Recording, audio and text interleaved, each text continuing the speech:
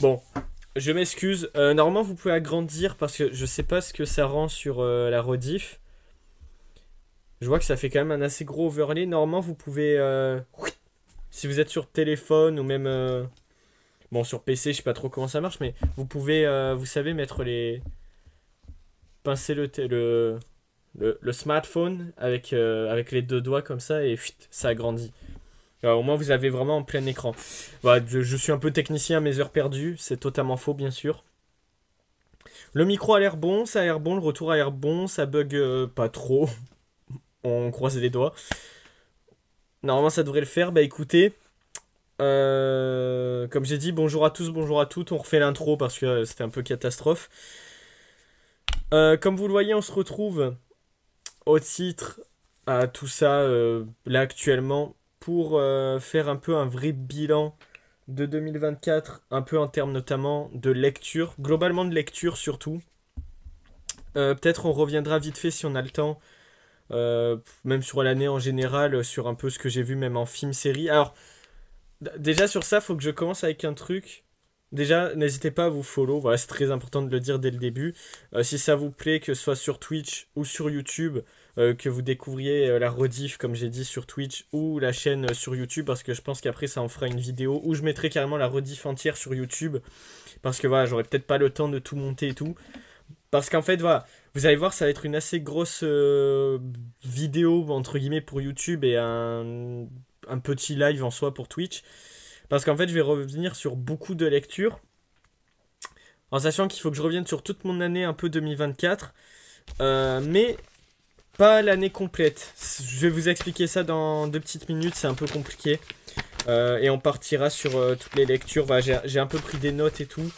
Pas sur les critiques lecture en général, ça sera pour 2025, pareil, je vais revenir dessus. Enfin, c'est assez important comme rediff parce qu'on va devoir discuter de tout ça, il y a plein de choses qui vont changer.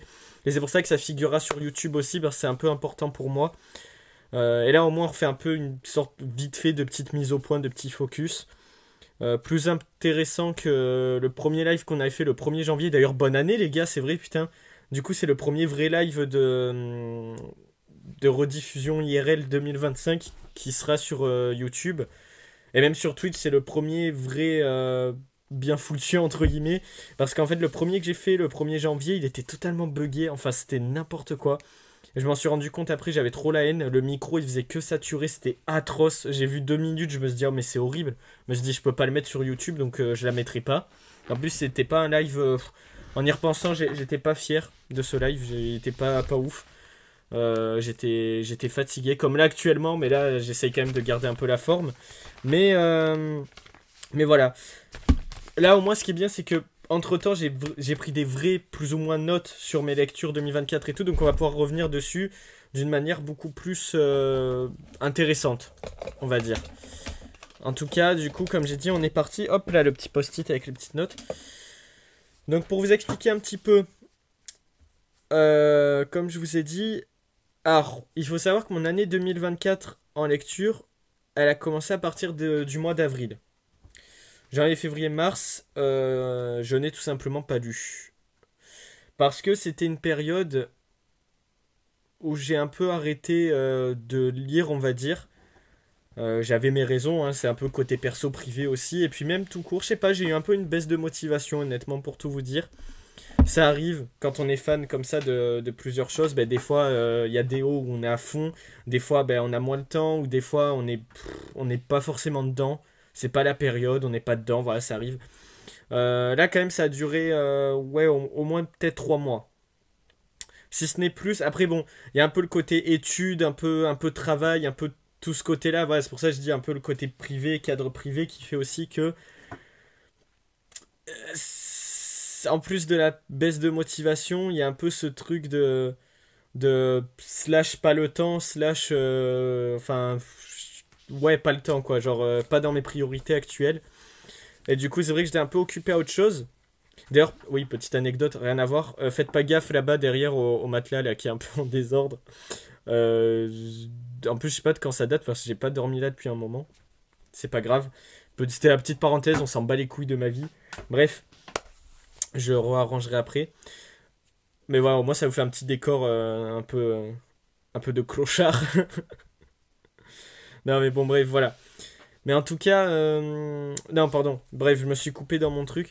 Oui et du coup voilà, pendant quelques mois comme ça, pas de lecture, mais vraiment zéro quoi. J'ai même pas lu une page.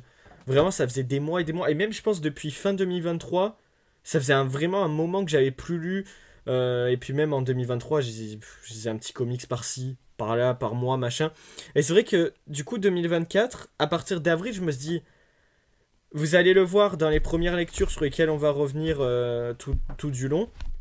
D'ailleurs, on va commencer dès maintenant parce que mine de rien, ça fait déjà au moins 5 minutes. Je vous ai un peu fait l'intro et tout, mais il faut qu'on se lance. On va commencer avec les deux premiers, du coup. Au moins, je vous explique tout le long. Les deux premières vraies lectures depuis un moment. Alors, après, peut-être j'en avais fait d'autres avant 2024, mais c'est à partir de ce moment-là où j'ai vraiment commencé à les noter parce qu'en fait, si vous voulez, avant ça, je lisais comme ça.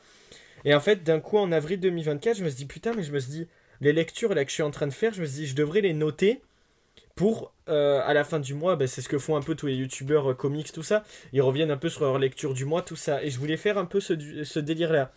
Quand j'ai vu en fait que j'avais pas énormément de lectures par mois, je me suis dit, en plus, comme j'ai dit, c'était une période où j'avais pas trop le temps. Je me suis dit, je vais pas tous les mois faire une vidéo bilan alors que genre j'ai eu 3 lectures dans le mois et que les trois, j'ai pas pris de notes ni rien parce que je les ai lus vite fait comme ça, parce que j'ai pas eu trop le temps. Genre, je vais rien voir vraiment de fou qui va me revenir, tout ça. Et en fait, jusqu'à récemment, je me suis dit, bah en vrai, toutes les lectures que j'ai fait, je devrais, quand l'année elle finit, bah, faire un bilan global de toutes ces lectures. C'est pour ça qu'on se retrouve là-dessus. Et au moins, on repart sur des nouvelles bases pour 2025. Ne vous en faites pas, bah là, on est en mois de janvier. Pareil, je continue à noter mes lectures, mais je reviendrai dessus. J'ai un meilleur truc que les noter sur papier. J'ai carrément une appli qui s'appelle Memorizer. Voilà, je fais un peu la pub parce que franchement, c'est super cool. Vous pouvez aller me rejoindre là-bas, c'est le même pseudo. Au moins, ça me permet en fait de mettre à la fois des notations et des notes. Moi, c'est surtout pour les notes que ça m'intéresse. La notation, je la mets un peu histoire de dire, on va dire. Après, j'aime pas. Je suis quelqu'un, je note pas forcément une œuvre ou quoi parce que soit j'aime bien, soit voilà, tu vois, il y a pas.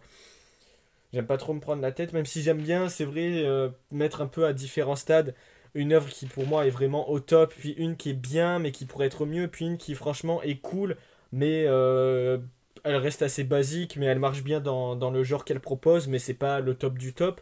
J'aime bien un peu, voilà. Et du coup, sur Memorizer, j'ai un peu ce délire-là. Et ça me permet de prendre des notes, tout ça, sur chaque œuvre, comme je disais, en donnant plus ou moins une notation. Vous fiez pas toujours aux notations. Des fois, je peux dire qu'une œuvre, je l'adore, alors que je mets juste un 5 ou un 6 parce que, en termes de cinéma ou de comics, on peut trouver beaucoup mieux, ou c'est pas un truc qui a révolutionné le genre, mais moi, j'affectionne. Voilà, j'essaie quand même de rester objectif, même si, subjectivement, j'ai plus à en dire qu'autre chose. Bah, c'était le petit instant. Et du coup, je vais beaucoup me baser sur ça pour 2025. Mais vous en re-entendrez parler de cette appli. Je vais en parler, je pense, tout le long de cette année. Et non, franchement, ça va être cool. Mais voilà, tout ça pour dire, du coup, c'est pour ça, là, au moins, ça me permet un peu de reset, de repartir à zéro. Et 2025, on changera notre façon de faire. Bref, on entame, comme j'ai dit, avec les deux lectures. Alors, elles sont juste là. Je viens juste de m'en rappeler. Alors, attention pour ce micro, j'ai peur. Hop. Oula. Ouh. Oh, le caisse qui a pris un coup. Bah en plus, les deux premières, on commence vraiment chill. Elles vont passer très vite parce qu'en fait, c'est pas très intéressant que je revienne dessus. Vous allez voir pourquoi, je vais vous l'expliquer de suite. En fait, il s'agit de deux BD que j'avais pris bah, l'année dernière pour le coup. C'est bizarre de dire ça. Bah remarque, je dis ça, avril, ouais si, ça commence déjà à dater. Bah, c'était, vous savez, au cash converters où je vais d'habitude. En ce moment, forcément, j'y vais moins et en plus, en ce moment, j'essaye de moins faire d'achats. Pareil, je reviendrai dessus en 2025, vous en faites pas. Parce qu'en fait, j'ai tellement de trucs dans ma palle. Là, j'essaye un peu de me stopper, de me dire, frérot, avant d'acheter des choses, vide un peu ta palle et après, on en reparlera. Voilà, c'est pour ça que là, je suis un peu en train de stopper les vlogs achats. Il y a quelques derniers achats, notamment de 2024, que j'ai toujours pas sortis, qui sortiront histoire de finir. Mais voilà, là, je pense pendant un moment, même les vlogs achats et tout, il y aura peut-être vite fait des petits shorts pour vous présenter mes petits derniers achats du mois ou quoi. Mais des vidéos vraiment à proprement parler, ça aussi, ça risque de changer. Écoutez, on verra bien. Ça, c'est moi qui verrai en off. On revient sur les lectures, encore une fois, on est là pour ça à la base. Voilà, donc du coup, c'est ces deux BD que j'avais acheté, comme j'ai dit, d'occasion. Ultimate Spider-Man. Donc c'est format BD franco-belge. Bon là c'était le tome 2 et 3. Me demandez pas pourquoi, rien à voir. Encore il y aurait eu le 1, 2, 3 ou le 1, 2, ou même juste le 1. Ça aurait été logique. Là je sais pas pourquoi j'avais acheté 2 et 3. En fait c'est que j'ai trouvé vachement belle. Le papier, ben, forcément je sais pas si vous voyez, ben, c'est du BD. C'est du papier BD franco-belge quoi. Bien glacé, bien propre, bien clean. Et en fait c'est un papier que j'adore. Et je pense que c'est vraiment que pour ça que je les ai pris. En sachant que ça me sert à rien, parce que ben, j'ai l'omnibus Ultimate Spider-Man, que vous aviez vu aussi déjà dans un vlog achat. Et en plus de ça, vous le voyez aussi dans les vidéos achat, je suis abonné, vous savez, à la collection Ultimate de chez Hachette. Donc pareil, comment vous dire que ça ne... Oh, zut. Pardon. Que ça ne sert strictement à rien. Parce qu'en fait, les épisodes qui sont là-dedans, je les ai dans des éditions intégrales, compilées, omnibus, machin, tout ce que tu veux. Donc, c'est pour ça que je vous dis, c'est même pas forcément intéressant que je revienne dessus, en sachant que l'omnibus ou les Ultimate Spider-Man dans la série Ultimate, je compte les lire et qu'on reviendra vraiment en détail à ce moment-là sur Ultimate Spider-Man. Puis en sachant qu'en plus, voilà, là il y a quoi? Il doit y avoir 4 épisodes avec ces deux BD. C'est pas avec ça que tu te fais vraiment un avis global sur tout un run ou sur toute une période de Spider-Man. Mais ça m'a fait du bien de reprendre par ça en termes de lecture. Parce que franchement, Ultimate Spider-Man, pareil, c'est vraiment un des classiques qu'il faut que je rattrape. C'est un truc, ça fait un moment qu'à chaque fois je me dis putain, faut que je lise, faut que je lise, faut que je lise, machin. Et il y a plein de trucs cool. Ça revient ben, forcément sur les débuts de Spider-Man, machin. Là, c'est le moment, vous savez, où je fais les combats de catch, tout ça. Donc, en soi, ça reste assez classique, assez basique. Si tu connais un peu les origines de Spider-Man, bah, c'est un peu du déjà vu, on va dire. Mais c'est hyper intéressant. Le truc qui m'a mis une claque, forcément, c'est les dessins. En plus, avec ce côté papier glacé, ça rend mais tellement bien. Genre, c'est magnifique.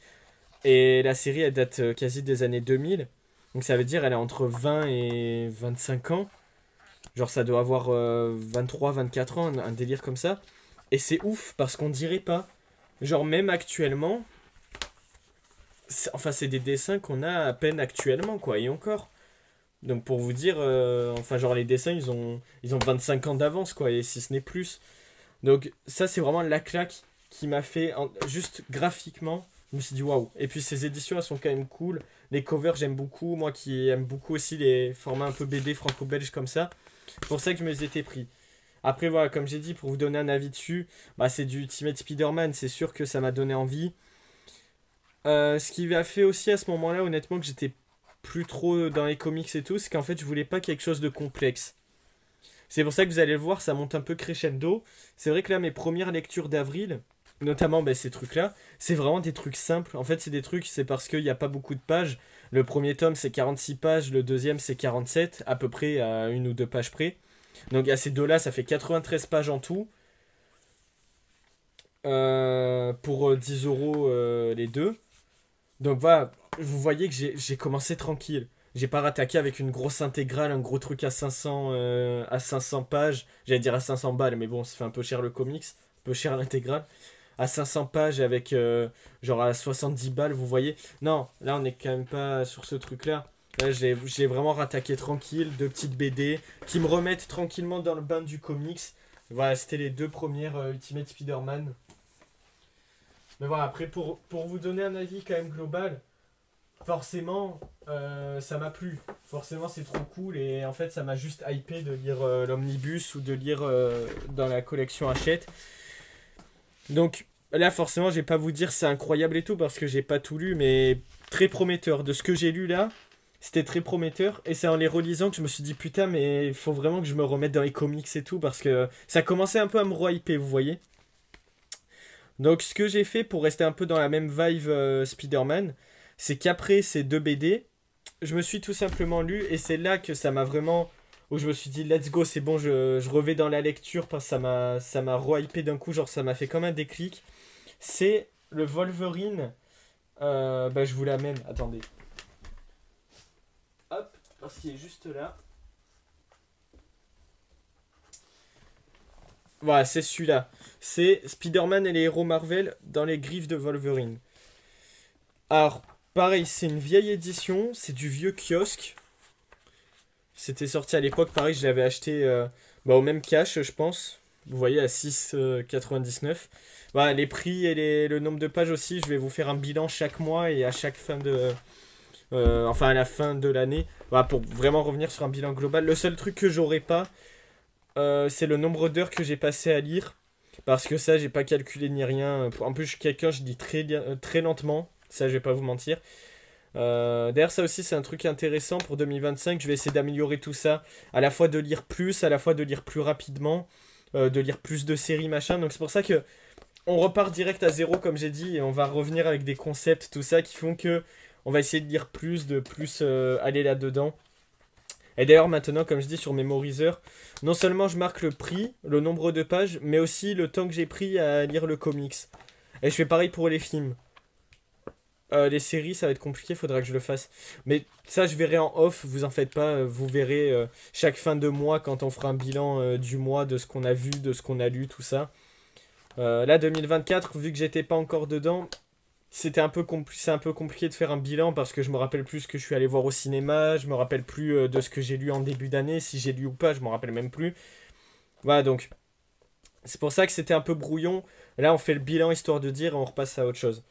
Pour revenir du coup là-dessus, parce que c'est bon, on a compris. Voilà, donc là je vais pouvoir un peu vous conter l'histoire pour le coup, parce que là c'est pas comme Ultimate Spider-Man où c'est un peu compliqué. Donc ce comics, voilà, donc ça c'était comme je disais les vieilles éditions kiosque. Vous voyez, qui sort comme ça, il y en a plein des éditions comme ça. Moi je me suis pris une collection pareil où t'en as 10, où c'est plusieurs héros. Bon là c'était une collection dédiée qu'à Spider-Man, où il est à chaque fois en team-up avec un autre héros. Et ça c'est cool. Et du coup, dans celui-là, c'est avec Wolverine. Donc le duo Spider-Man-Wolverine. En fait, voilà, quand j'ai vu ça, je savais que je l'avais acheté depuis déjà un petit moment, je crois, d'occasion. Donc je m'étais dit, ah putain, ça pourrait être une petite lecture sympa. Moi qui reprend tranquillement dans les comics, qui n'ai pas envie de rattaquer avec une série de ouf, ou avec un événement, un truc hyper complexe, hyper chapardé, tout ça. Ah putain, j'arrive pas à le dire, bref. Voilà. Je me suis dit, ben ça pourrait être un petit truc sympa, sans prise de tête, kiosque un peu en dur, tout ça. D'occasion, machin. Je me suis dit, let's go, je me tente. Du coup, je l'ai lu. Et maintenant, forcément, je vous dirais que c'était sympa, mais c'est pas non plus le récit le plus incroyable. Mais dans la période dans laquelle j'étais, ben ça m'a fait un bien fou de lire un truc qui juste se contente d'être sympa, pas prise de tête, et qui en fait juste fonctionne en tant que comics, en tant que team-up, en tant qu'histoire quoi. Petite histoire simple, petite mini-série, il y a à peine 4 épisodes plus un petit épisode bonus justement dans l'univers Ultimate, qui se déroule dans l'univers Ultimate. C'est un petit récit, genre c'est quoi? Il y a marqué. C'est à peine une centaine de pages à peu près. Bah alors moi sur leur site il y avait marqué 135 j'ai marqué mais ça doit être avec les bonus. Ah ben non il n'y a pas de bonus. Ah mais non c'est que d'accord oui c'est l'histoire. Ouais bon c'est entre 100 et 130 pages à peu près. Donc pareil c'est un tout petit bouquin. L'histoire elle est loin d'être hyper marquante et tout mais comme j'ai dit elle fait hyper le taf.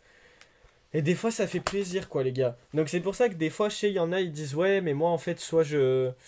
Après, ça, c'est des gens qui. C'est pas méchant, mais c'est vrai, c'est un peu des gens grand public qui ont pas forcément le temps, il faut dire ce qui est, c'est normal. Moi-même, j'ai pas tout le temps le temps de vraiment se passionner à tout le moindre truc, même les trucs qui sont sympas sans plus. Et c'est vrai que du coup, que ce soit dans le cinéma, dans la littérature et tout, dès que t'as un truc, en général, les gens veulent forcément que ce soit incroyable. C'est soit genre c'est incroyable, c'est vraiment un incontournable, soit non, je le prends pas ou je le lis pas parce que je préfère consacrer ce temps à d'autres trucs qui pourraient être plus incroyables. Ce que je comprends amplement, attention.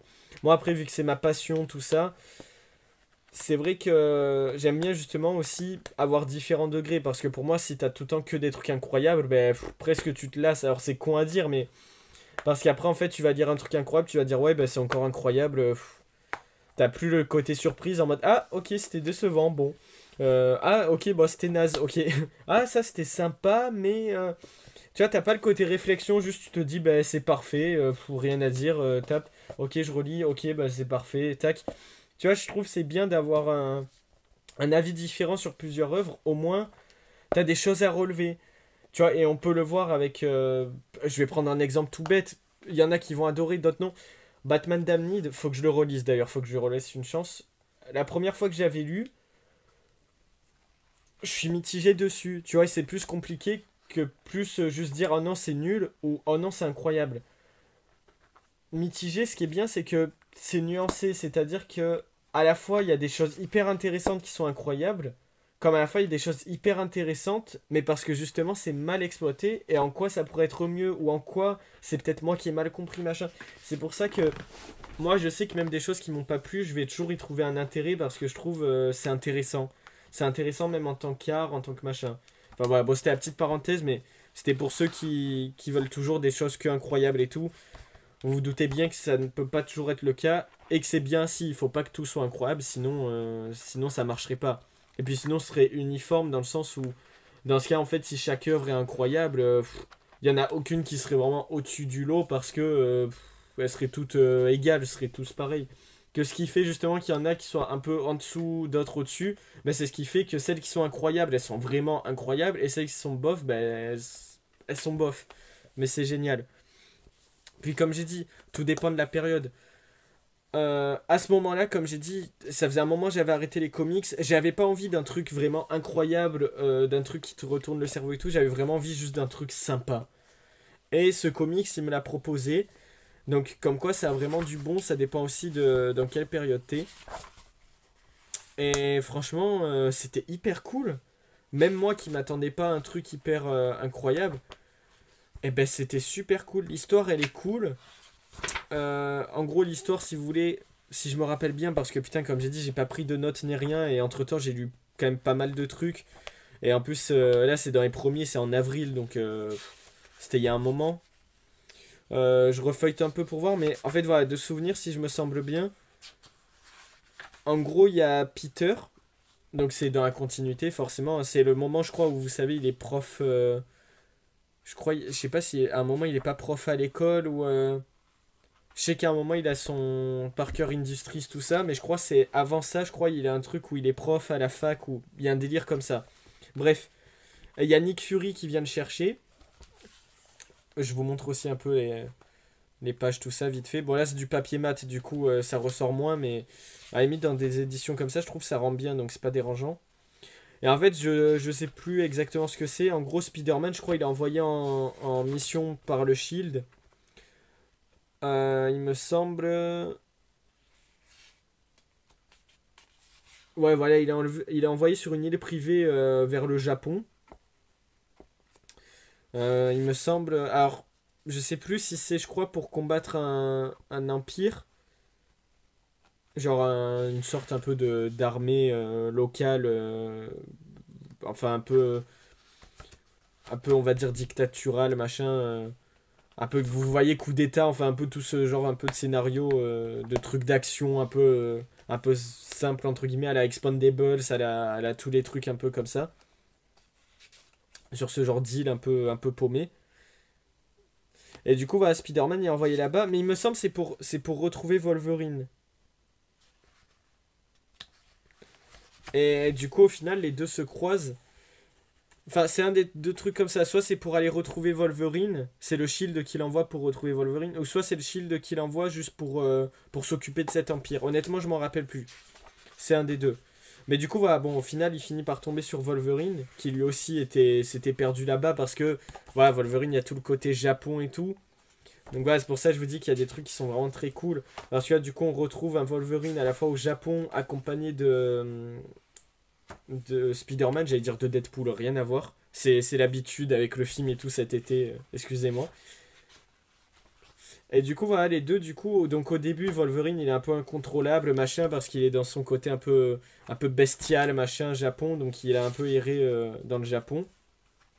D'ailleurs, il y a des scènes vraiment cool où il chope les soldats et tout comme ça. Enfin, voilà, c'est vraiment du Wolverine comme on aime. Donc côté un peu action bourrin, avec à la fois Spider-Man qui lui justement est plus posé et qui essaye un peu de ressaisir Wolverine. Et du coup, voilà, on voit que les deux, en fait, ce qui est cool, ben, Wolverine, il a le côté un peu, je sais pas trop comment expliquer, un peu, ouais, moral ambigu, tu vois, lui, il tue les soldats, il s'en fout un peu, torturé, machin. Et Spider-Man, justement, qui essaye toujours un peu d'être au-dessus, entre guillemets, de ça, et qui, du coup, lui dit, mais non, attends, on n'est pas obligé d'en arriver là et tout, alors que lui, tu sais, il est un peu grossier, il est en mode, ouais, ta gueule, laisse-moi faire et tout, j'en ai rien à foutre et tout. Donc, voilà, il y a vraiment une alchimie trop bien qui se dégage des deux. Parce qu'il y a Spider-Man bah, qui est blagueur, qui fait des blagues, qui fait que de parler tout le temps et tout. Et à l'inverse, bah, il y a Wolverine qui est un peu stoïque, un peu froid, tu sais, genre qui parle pas forcément très solitaire, ou du moins qui le laisse paraître. Et je trouve que ça se marie trop bien, vraiment leur duo était trop cool là-dedans. Et puis en plus, ce qui est génial, c'est qu'à la manière un peu d'un James Bond ou d'un film un peu d'espionnage dans le genre, bah, en fait, ils vont un peu aux quatre coins du monde. Vous voyez, on passe du Japon, genre à New York, et après on se retrouve, là je sais pas où ça doit être, c'est peut-être Venise ou un truc comme ça. Parce qu'en fait, du coup, ils enquêtent sur un. Ils enquêtent avec l'aide. Enfin, l'aide. Plutôt au service, entre guillemets, du Shield, sur un sorte un peu de complot, on va dire. Pour rester vague, voilà, pour vous donner quand même envie de le lire. Et en fait, voilà, il va se passer plein de péripéties. Ils vont tomber sur forcément plein d'ennemis. Ils vont tomber aussi sur des héros machins. Il va y avoir aussi une histoire un peu ambiguë avec le Shield. Je vous en dis pas plus. Mais voilà, du coup, il y a tout ce délire-là qui se mélange. Et à la fin, finalement, il se passe ce qui se passe. Je vais rien vous dire de plus. Après, ça reste assez classique. Voilà, ils arrivent à s'en sortir, machin. Et ils arrivent à un peu mettre au clair tout ça, si je peux dire ainsi. Et ça se termine. Donc comme j'ai dit, voilà, c'est une mini-série assez sympa, qui passe crème et qui est vraiment cool. Et puis après, le petit épisode bonus, je crois que c'est dans l'univers Ultimate. C'est pareil, c'est la première rencontre en fait entre le Wolverine de l'univers Ultimate et le Spider-Man de l'univers Ultimate. Donc voilà, c'est un petit team-up. En fait, c'est la petite rencontre pour nous montrer dans cet univers comment ils sont rencontrés. C'est le petit bonus. Voilà, c'est un petit épisode, un peu les origines de leur rencontre dans cet univers. Et ça, j'ai trouvé ça trop cool qu'ils le rajoutent comme ça, un petit épisode comme ça. Donc voilà, comme j'ai dit, globalement, dans la moyenne de ce qui se fait dans le genre. Après, ça reste un peu oubliable, vous le voyez, il y a plein de trucs, je m'en rappelle plus. Là, en refeuilletant, ça m'a un peu revenu, mais c'est un peu compliqué. Mais comme j'ai dit, des fois, ça fait plaisir quoi, de juste lire un truc qui passe tout seul. C'est comme des fois, tu vois, tu- en attendant de manger, tu vas manger quelques cacahuètes. C'est pas ça qui fait que ça va te nourrir, mais ça passe bien, ça te cale, tu vois, t'es là, t'es content, tu vois, tu te dis, ça me fait tenir. Et c'est exactement pareil avec ce genre de comics, tu vois, j'avais pas envie de me prendre la tête. J'ai pu lire un truc qui passe tout seul et des fois c'est suffisant pour kiffer la lecture. Et ça, c'est génial. Donc c'est pour ça que je suis bien content d'avoir lu comme ça. Du coup, comme j'ai dit, voilà, ce comics, il m'a fait vraiment me relancer dans un peu les comics. Et c'est là où vraiment je me suis dit, ok, je vais commencer à rattraper mes lectures. Donc la prochaine lecture du mois d'avril, et c'était la dernière du mois. Parce que voilà, j'avais repris en plein milieu du mois, et puis comme j'ai dit... Ah non, c'est pas... non, c'est l'avant-dernière, pardon. Et là en plus on passe côté d'ici un peu. Ça fait un moment. Il s'agit tout simplement de Batman Noël. Voilà, Batman Noël, je sais que pour beaucoup c'est un peu je sais pas si je peux dire un classique, mais en tout cas pour la période de Noël et tout, c'est vraiment un comics à lire. Et ce qui est normal, hein, d'où le titre Batman Noël. Hein, moi-même, je serais le premier à vous le recommander. D'ailleurs, j'aime bien, j'ai lu en avril, alors que aucun rapport, vraiment, j'aurais dû le garder pour cette fin d'année, mais bon, c'est pas grave. En plus, je suis très content voilà, parce que petite histoire pour le Batman Noël. On va un peu accélérer parce que putain, je suis désolé, ça prend un peu du temps. Je sais pas combien de temps ça a duré, mais il y a beaucoup de lectures. Au pire, on fera en plusieurs parties si vraiment c'est compliqué. Mais voilà, là c'était surtout le début, il fallait que je vous explique. Après, on va aller très rapidement sur les prochaines lectures, vous en faites pas. Voilà, le Batman Noël, voilà, petite histoire. En fait, Quand j'ai lu le duo Brian Azzarello, Libermejo, c'était il y a un petit moment, j'avais découvert ben, forcément sur le Joker. Le Joker qu'ils avaient fait, que j'avais trouvé incroyable. À l'époque, vraiment, je m'étais régalé. On va y revenir parce qu'après, il y est dans la liste aussi. Et après ça, forcément, j'ai lu le Batman Damned, qui est un peu une sorte de suite directe ou un peu indirecte, on va dire, de Joker. Parce que ça reprend quand même au même stade de la fin de Joker. Donc c'est quand même un peu une suite liée. Et Batman Damned, comme j'ai dit, j'avais été personnellement un peu frustré parce que j'avais trouvé ça beaucoup moins bien. N'empêche que le comics reste intéressant, encore une fois, mais comme j'ai dit, hein, on peut avoir une avis sur une chose, mais pour autant, c'est quand même. En fait, le comics, en termes d'intérêt, il est incroyable parce que je trouve qu'il y a plein de choses hyper intéressantes à dire dessus. Après, en termes de comics pur et dur, je trouve que pour moi, ça fait partie des trucs moyens qui vraiment m'a déçu. Faut quand même dire ce qui est. Faut dire les termes. Et du coup, c'est vrai que j'avais un peu peur en fait de retenter du Libermejo, ou du moins l'univers un peu qu'ils ont connecté entre eux, avec tous leurs récits d'ici, avec vous savez Luthor, Batman Noël, Joker, Batman Damned, tout ça. Et en fait, j'ai voulu tenter. Je me suis dit, bon, c'est pas grave. Je me suis dit, le comics avant Joker, il me semble, si je dis pas de conneries, c'est Batman Noël qui était sorti.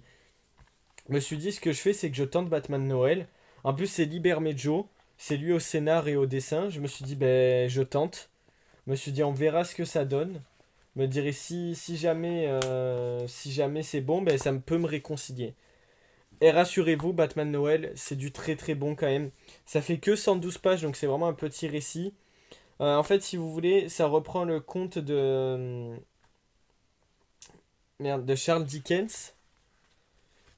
Vous voyez avec, je sais pas si vous voyez le truc de Noël avec la version. Bah, attendez, je relis pour être sûr. Ouais, voilà, c'est l'adaptation du chant de Noël en gros. Donc vous savez, c'est le truc avec le passé, présent, futur, avec les trois esprits, machin. Ben là, on a un peu ça, mais à la sauce DC, à la sauce univers Batman. Donc ça fait que, par exemple, le passé, il me semble, c'est Catwoman. Ouais, voilà. Qui représente un peu l'esprit du passé, entre guillemets. Voilà, un peu la nostalgie, un peu ce qu'ils étaient, ce qu'ils représentaient à l'époque. Superman, il me semble que c'est le présent. Donc c'est voilà, c'est celui qui est ancré dans le présent, voilà, qui se contente de rendre le monde meilleur aujourd'hui, pas demain, pas plus tard, non, vraiment aujourd'hui, il est là pour être l'homme idéal maintenant pour le monde. Donc moi je le vois un peu comme ça. Et le Joker, il me semble que c'est le futur. C'est l'esprit du futur, d'ailleurs on le voit là. Pardon, excusez-moi.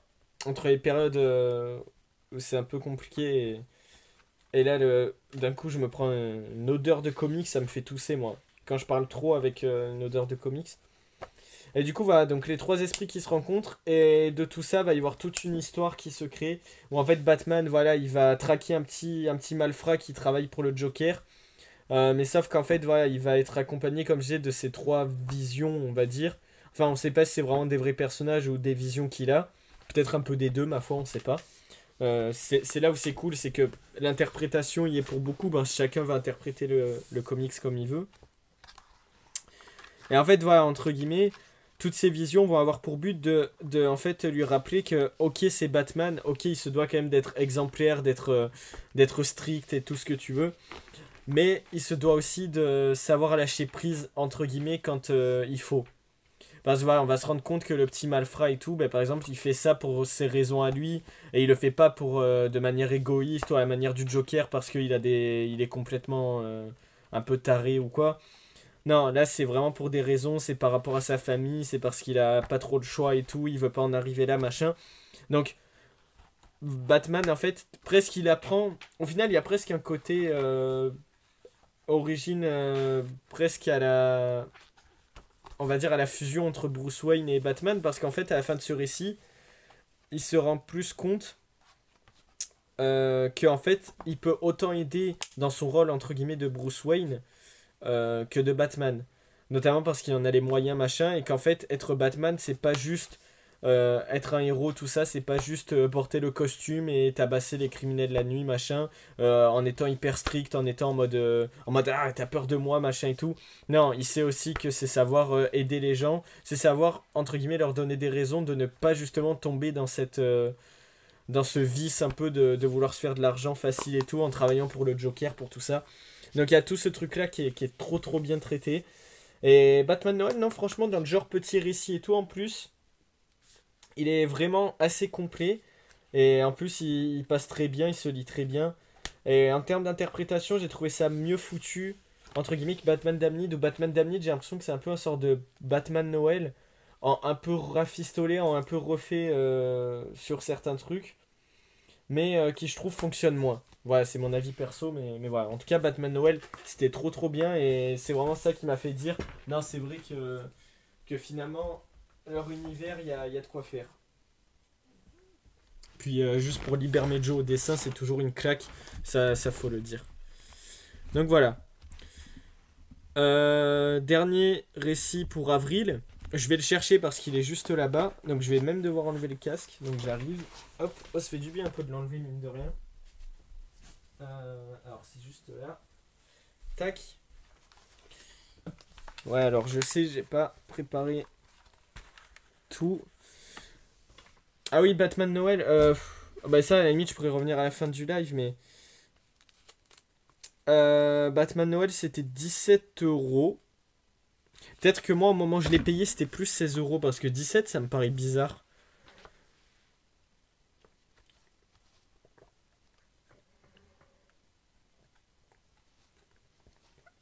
Alors, hop, excusez-moi. Il faut bien boire, hein. Ça fait plaisir. Ouais, 17, ça me paraît bizarre. Bon, si c'est pas assez, c'est 17. Bon, à 1 euro près, on n'est pas à ça près. Mais voilà, du coup, pour le mois d'avril, pour l'instant, ça fait deux comics à 4,99, un 6,99, un 17, et celui-là qui sera à 8,99. Pareil, j'avais pris à Cash Converter, vous savez, c'était la collection, je crois, de référence, un truc comme ça. Ouais, c'est ça, la collection de référence des Marvel Hachette, comme ça. Que pareil, j'en avais acheté plein, il y avait tout un lot, j'en avais acheté plusieurs au Cash Converter, ça en début d'année. Et pareil, le Wolverine, j'avais envie de me lire un truc simple. Vous voyez, il n'y a pas beaucoup de pages. Il y en a 92. Donc c'est-à-dire qu'il doit y avoir quoi? Avec les bonus et tout, il doit y avoir même pas une centaine de pages, ou à peine une centaine. Donc c'est pour ça aussi que j'avais lu, c'est que je savais que c'était vraiment une petite lecture. Je savais que ça allait pas me prendre longtemps, et vu que c'était un moment, comme je dis, où j'avais pas trop de temps, bah, ça m'a fait du bien. Et en fait, si vous voulez, c'est tout simplement la première mini-série solo de Wolverine. Donc du coup, les 4 premiers épisodes, donc c'est vraiment la toute première mini-série de Wolverine, vraiment consacrée à Wolverine. En plus, c'est Chris Claremont au scénar, donc qui à l'époque forcément aussi avait travaillé sur les X-Men et tout, donc il sait de quoi il traite. Et en plus au dessin, c'est du Frank Miller et du Paul Smith. Et Frank Miller, eh ben franchement, autant un des trucs des fois qu'on peut reprocher, c'est au niveau des dessins. Mais alors là, les gars, vraiment, je pense que en termes de dessin de Frank Miller, vous trouverez pas mieux. Parce que pour moi, c'est peut-être, en termes de dessin, c'est, je pense, la plus belle chose qu'il ait faite en termes de récit. Si vraiment vous pouvez vous le procurer, c'est cool. En plus, je trouve dans cette édition, il rend super bien. Et puis en plus, c'est là où en fait on comprend un peu pourquoi Wolverine, entre guillemets, il a un peu un lien avec le Japon. Bah en fait, ça vient de là en fait. Donc je trouve que c'est hyper intéressant aussi pour comprendre un peu les prémices, entre guillemets, du Wolverine qu'on a aujourd'hui, qui a un peu un sort de lien un peu spécifique avec le Japon, avec son côté bestial, mais à la fois un peu sage, un peu calme, mais à la fois bourrin, enfin, tout en nuances. Enfin, plus ou moins. Et non, franchement, c'est hyper intéressant. Et puis même, il y a un travail de couleur qui est super cool. Puis moi, c'est les dessins que j'adore. Ça doit être, je pense, dans les années 90. Moi, voilà, vous savez, les années 80-90 en termes de dessin, je suis complètement fan. Je trouve que c'est incroyable. Vraiment, c'est des trucs que je kiffe de fou. Et je peux rien vous dire de plus parce qu'en fait, pour moi, c'est vraiment un indispensable. Je pense, s'il y a vraiment des récits à Wolverine à avoir dans les premiers, forcément, je vais vous recommander les origines parce que pour connaître, savoir d'où il vient. L'arme X aussi, bah en plus, voilà, il vous les propose à la fin parce que bah, c'est les classiques sur Wolverine, hein, c'est ça, Allman Logan, l'arme X, ses origines. Mais voilà, pour moi, parmi les récits, pareil, vraiment, qu'il faut absolument avoir sur Wolverine, moi je conseillerais celui-là aussi, quoi. Pour moi, c'est vraiment un excellent récit, il était trop trop bien. On passe un super moment, les dessins sont vraiment cool, le scénar est trop bien aussi, l'histoire est trop cool. J'ai rien de plus à dire. J'ai rien de plus à dire, c'est vraiment trop trop bien. Le côté Japon, machin, enfin, non, c'est trop bien. Côté mafieux aussi, parce qu'en fait, voilà, pour vous la faire courte, sans tout vous expliquer, Wolverine, en gros, il part au Japon, parce qu'il me semble que il y avait une copine à lui avec qui il était sorti ou quoi, qui apparemment a des problèmes là-bas. Donc, du coup, il décide d'y aller, parce que là, il est en solitaire, quoi. Et en fait, il se rend compte qu'elle se fait battre et tout, machin, et qu'elle est un peu pris dans une. On va dire dans un truc de mafieux, de yakuza, tout ça, et du coup, bah, Wolverine il décide de s'en mêler, et forcément ça part un peu en cacahuète, parce que voilà, il me semble que son père c'est un mafieux ou quoi, la fille, et du coup ça crée plein de problèmes. Honnêtement, je m'en rappelle plus, en plus, voilà, vu que j'ai lu qu'une fois, c'est un peu compliqué, quand tu prends pas de notes et tout, c'est un peu ça le problème, c'est pour ça que maintenant j'en prends. Mais voilà, de souvenir, je sais que c'était excellent. Et si c'est ce dont je me rappelle, c'est trop bien. Vraiment, c'est incroyable. Je vous le conseille vivement. Et du coup, je vais le ranger. Alors attendez, hop.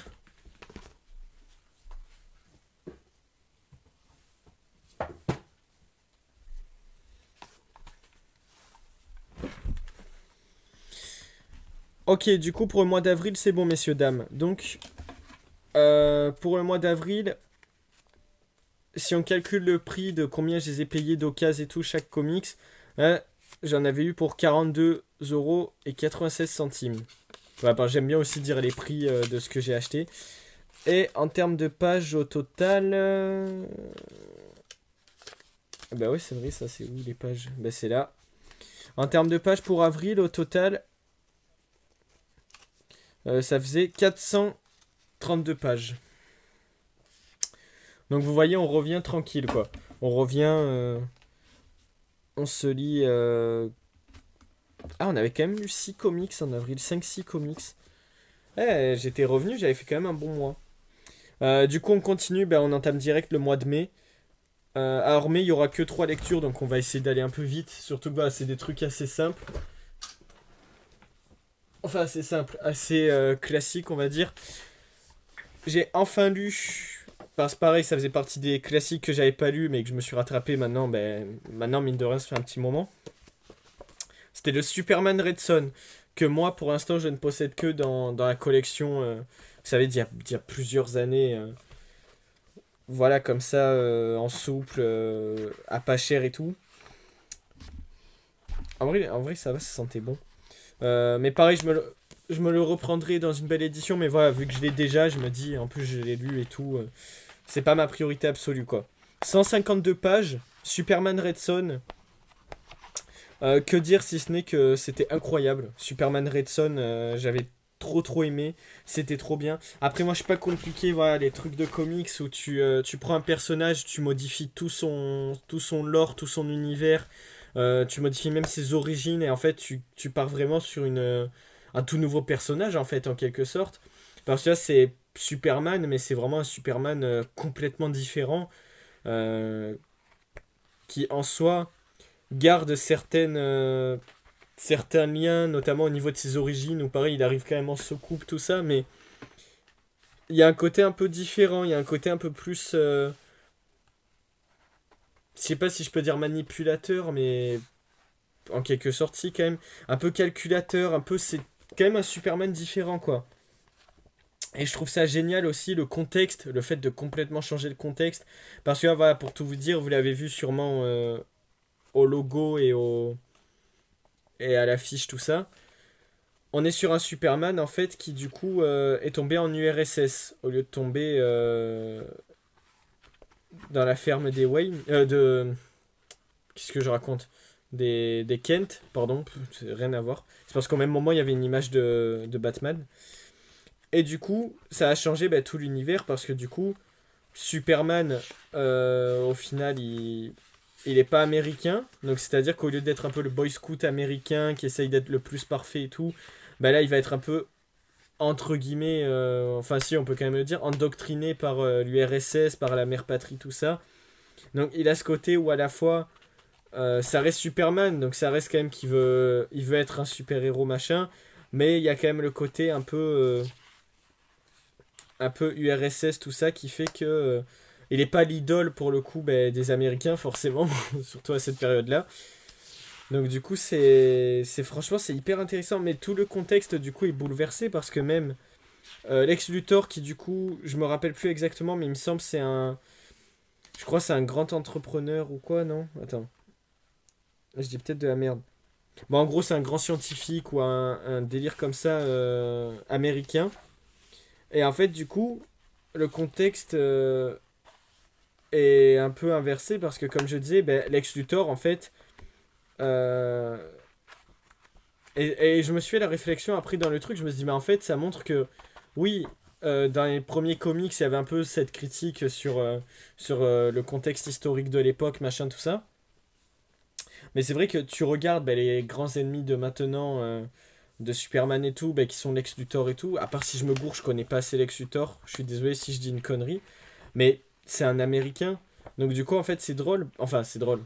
Oui et non. Mais le fait que en fait bah, là où à l'époque il y avait un peu ce truc de conflit entre pays machin, bah en fait maintenant c'est dans le pays même. Lex Luthor c'est le plus grand ennemi à Superman, les deux ils sont dans le même pays, il n'y a pas de confrontation de en fait l'autre il vient d'un autre pays, du coup il y a un peu le conflit un peu compliqué, un peu international, non. Et là c'est ils sont dans le même milieu, même enfin milieu plus ou moins, mais même ville, même continent, même pays quoi. Enfin, même pays, oui. Excusez-moi, c'est la fatigue. Des fois, je mélange des trucs. Bah, vraiment, je suis KO, les gars. Mais bref, on s'en fout. Et du coup, non, voilà, il y a le côté où du coup, il va aussi succéder à Staline et tout. Enfin, non, franchement, c'est fort. Et en fait, ce que j'aime, c'est qu'il y a quand même un côté Superman qui ressort. Parce qu'à un moment, Luthor, en fait, il va. Bon, ça, c'est plus vers le début. Parce qu'après, il part un peu en steak. En fait, je crois qu'il tente de faire un attentat ou un truc comme ça pour s'en prendre à Superman et tout. Et en fait, Superman, alors que c'est pas sur son sol, c'est sur le sol américain, il décide quand même de défendre la menace. Et du coup, en fait, même les Américains, ils commencent à dire, oh, mais regardez, en fait, il nous défend et tout. Donc, il y a presque un truc de paix. Enfin, si je me rappelle bien, honnêtement, les gars, pareil, je m'en rappelle plus. Mais pour le coup, je le relirai parce que il m'a hyper intéressé. Et il y a toujours une différence quand tu lis une première fois où tu découvres et où tu relis, où là tu peux faire plus attention à des détails, à des trucs sur les personnages et tout. Et en fait, c'est génial parce que tout le long, du coup, bah, ils se rendent compte que du coup, en fait, peu importe, entre guillemets, le camp, et ça, c'est comme dans tous les trucs, et c'est juste de la logique en soi. Forcément, quand tu pars toujours dans un extrême, que ce soit pour tes raisons, pour faire le bien, peu importe, à partir du moment où tu pars dans un extrême, c'est rare que ça se finisse bien en fait. Et on le voit, je vous dirai pas pourquoi ce qui se passe à la fin, pour vous donner envie de le lire quand même. Mais ceux qui savent, savent. Que du coup, en fait, que ce soit Superman, Luthor, que ce soit l'Amérique, l'URSS à ce moment-là, peu importe le camp, peu importe le truc. En fait, si tu pars trop loin dans ton idée, même si t'es vainqueur à un moment donné, si tu pousses le truc trop loin, ce sera trop. Ce sera trop, ce sera too much, ce sera trop. Et en fait, il n'y a pas de. Je sais pas si je peux dire qu'il y a pas vraiment d'extrême positif, entre guillemets.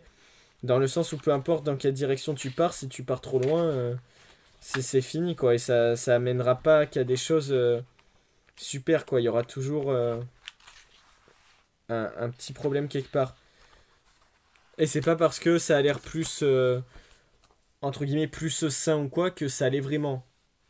Voilà, là, tout est la réflexion, ça dépend de ce que vous y voyez. Bref, j'en dirai pas plus. Après Superman Red Son, on reviendra dessus. Mais voilà, il y a des trucs incroyables. Il y a aussi des scènes trop bien. Par exemple, là, toute l'armée des Green Lantern, qui du coup ont un côté un peu armée, armée, il me semble, américaine. Un truc comme ça. Superman aussi j'aime trop parce que du coup c'est en 3 chapitres et en fait tu vois vraiment petit à petit à quel point il évolue. Au début tu vois c'est un Superman un peu jeune, un peu machin. Et voilà à la fin du 3 tu vois que c'est vraiment il essaye presque de conquérir le monde de manière presque machiavélique. Et vous voyez il a carrément avec sa tenue et tout, voilà, ça fait partie des Superman un peu dictateurs. Comme dans Injustice, comme là dans Superman Red Son, c'est ce genre de Superman qui lobotomise carrément des gens pour les mettre en esclaves. C'est vrai que ça, j'avais pas fait gaffe en voyant. Maintenant, avec du recul, je me dis, bah oui, en fait, c'est clairement. Bah, il est pas sympa, quoi, à ce moment-là, Superman, c'est pas. C'est le méchant un peu du truc. Bon, après, quand tu vois Luthor au début, c'est vrai qu'il est pas. C'est ça qui est cool, c'est qu'en fait, il n'y a pas de truc en mode, hey, regardez, Superman, il est méchant, mais Lex Luthor, il est tout gentil. Non, en fait, on garde quand même les mêmes trucs et tous les personnages sont un peu. Sont bouleversés, mais c'est compliqué. C'est compliqué. Mais en même temps, ils sont tous un peu mauvais, entre guillemets. Puis là aussi, il y a un Batman, du coup, en mode russe, en mode résistant, machin, qui mène une résistance forcément contre l'Empire et la dictature de Superman. Bon, c'est clairement ça. Même si c'est fait de manière plus psychologique, on va dire. Il y a Bizarro en mode Nemesis et tout. Enfin, c'est. Non, franchement, c'est trop bien. Superman Red Son, c'est hyper intéressant. Et juste pour le fait que ça change le contexte historique un peu de Superman et tout, je trouve que c'est toujours quelque chose de hyper intéressant à lire. Et en plus, c'est un classique sur Superman, ça raconte beaucoup de choses. Et c'est toujours cool. En plus, c'est Mark Millar au scénar, c'est Dave Johnson au dessin, Keegan Plunkett et Jock au dessin. Ah, Jock, j'avais jamais fait gaffe. Ouais, c'est peut-être pour ça que c'est autant bien foutu, même au niveau des dessins, parce que Jock, il rigole pas. Et bon, forcément, Millard, pareil, c'est incroyable. Ça fait partie des trucs. Quand il réinvente comme ça des personnages où il raconte des origines et tout, il te crée tout un univers, il te met tout en place, et sur ça, il est très fort aussi. Donc, bref, voilà, Red Son, incroyable. Ensuite, on part sur un autre truc, cette fois, c'est du Spider-Man. Je vais vous le chercher. Alors,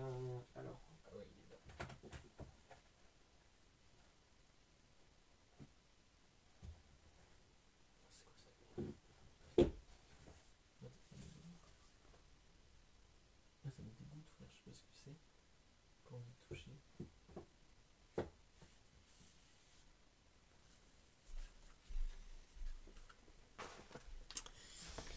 Alors, là, on est sur autre chose. Mais là, ça va être un peu plus compliqué.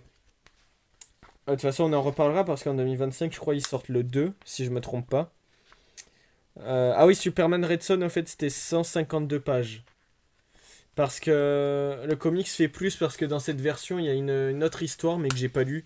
Peut-être je la lirai, je vous en parlerai en 2025. Mais vu que ça n'a rien à voir avec Superman Red Son, on s'en fout.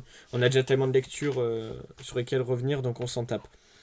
Bref, on part du coup Spider-Man l'Empire, donc c'est 160 pages. Moi je l'ai dans cette édition, vous savez, pareil, où c'était pas à pas cher, c'était à 6,99€.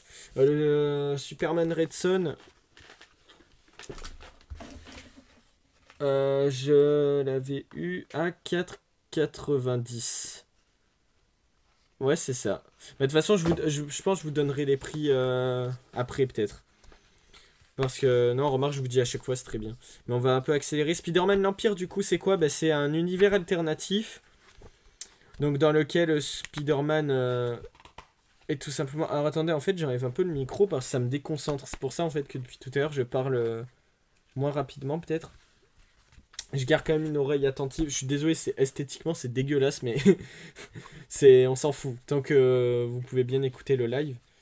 Plus en général, vous écoutez ce genre de live, je sais pas si vous regardez vraiment, bref, on s'en branle.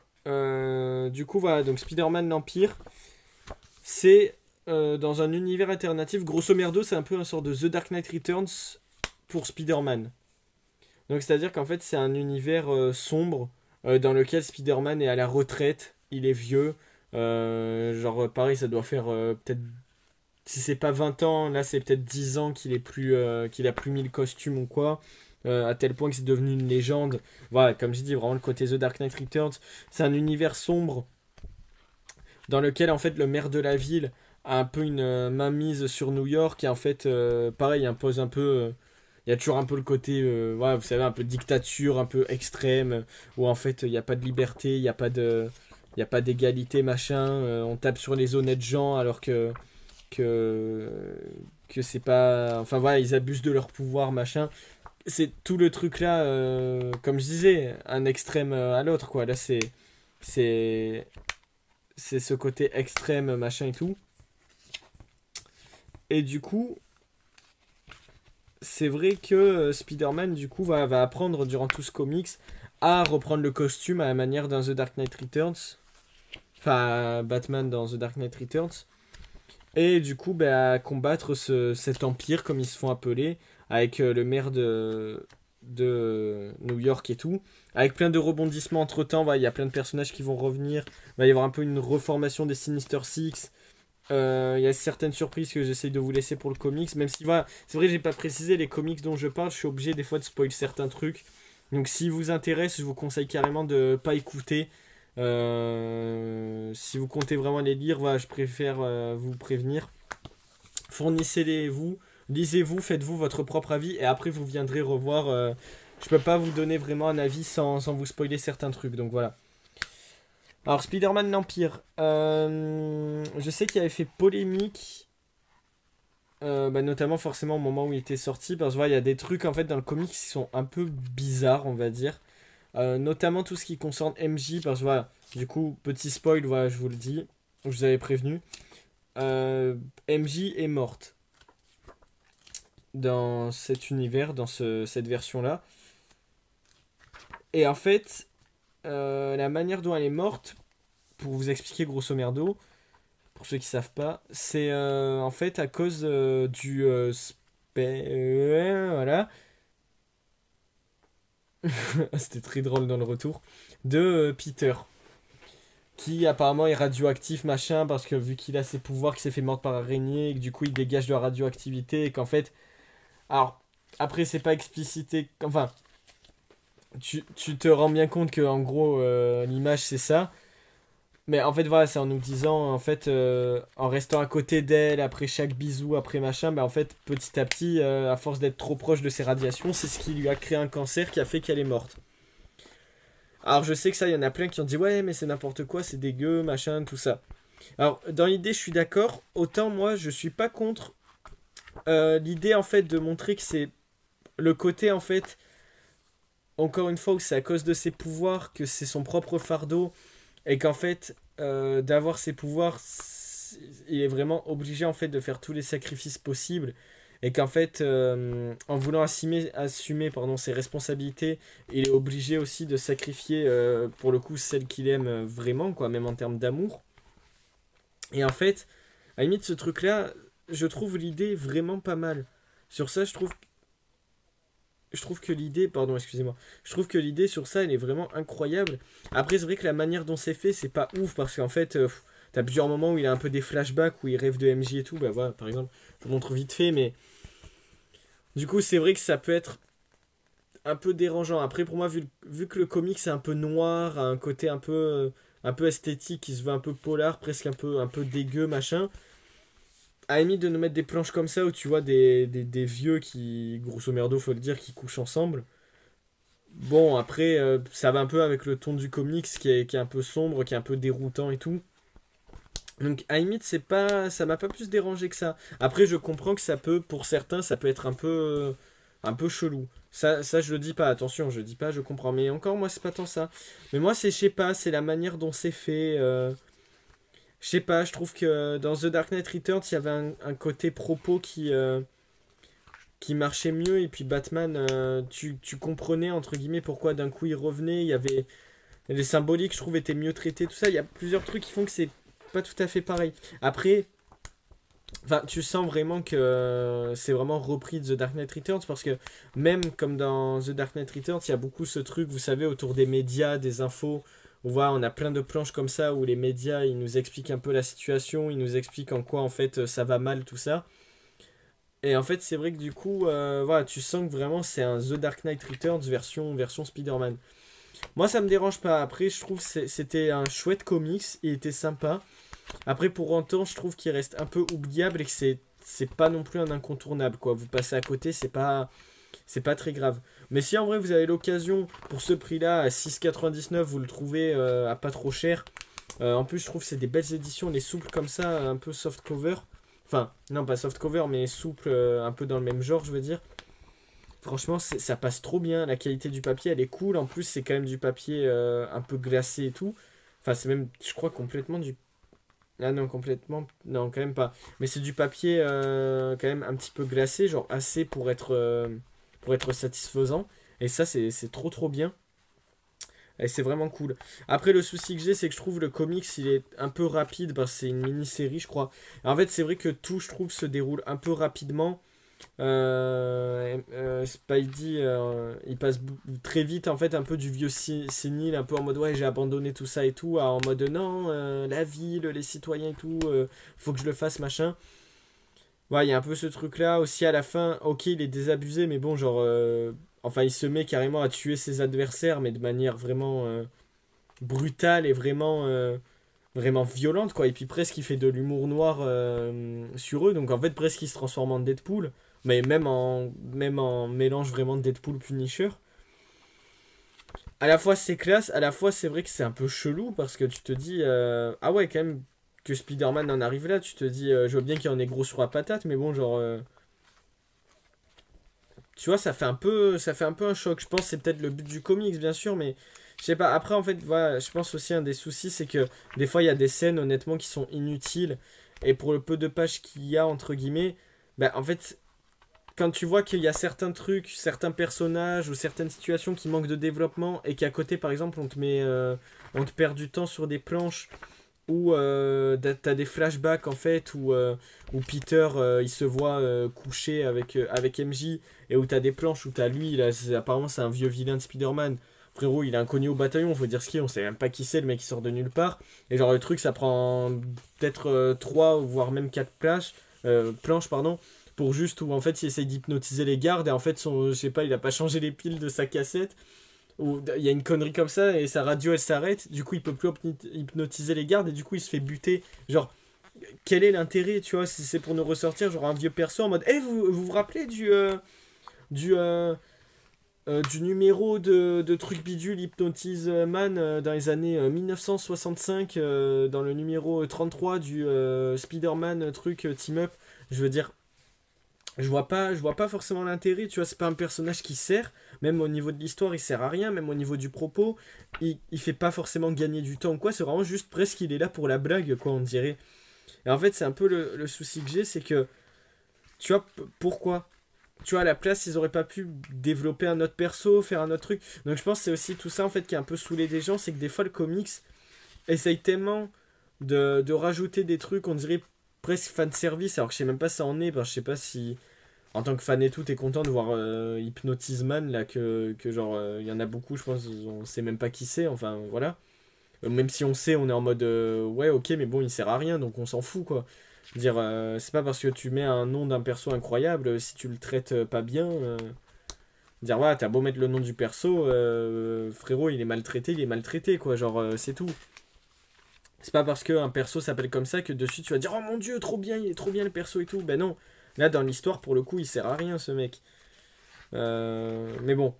Voilà, donc il y a ce truc-là. Après, voilà, c'est un peu. En fait, ce comic, c'est un peu mitigé. Parce que, à la fois, il y a des idées qui sont cool. Par exemple, il y a des transitions. Vous voyez, bah là, quand je disais qu'il se fait buter. Là, par exemple, c'est un peu tout en blanc. Parce qu'en fait, c'est la fumée d'une explosion.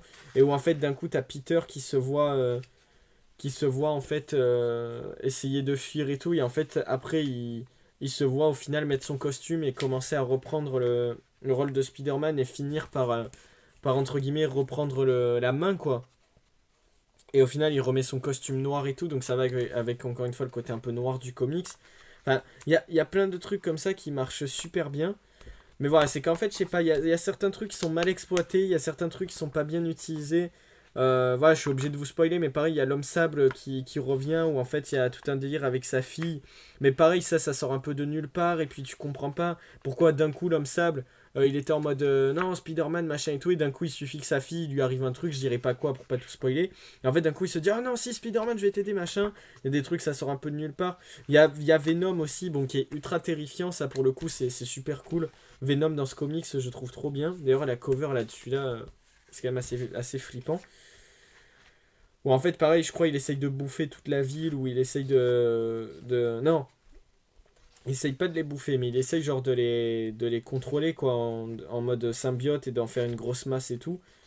Et voilà, et du coup, il y a tout ce truc-là où voilà, Spidey il doit se battre contre en plus de ça, ce Venom et tout, qui a pris le contrôle de la ville, tout ça. Enfin, voilà, c'est un peu compliqué. En fait, c'est que c'est un comics qui est confus. Voilà, pour le dire globalement, c'est un comics qui a des très bonnes idées, qui les exploite pas toujours de la meilleure des façons, je pense, mais qui en soi a quand même des choses intéressantes à proposer, mais qui le fait pas toujours de la bonne des méthodes.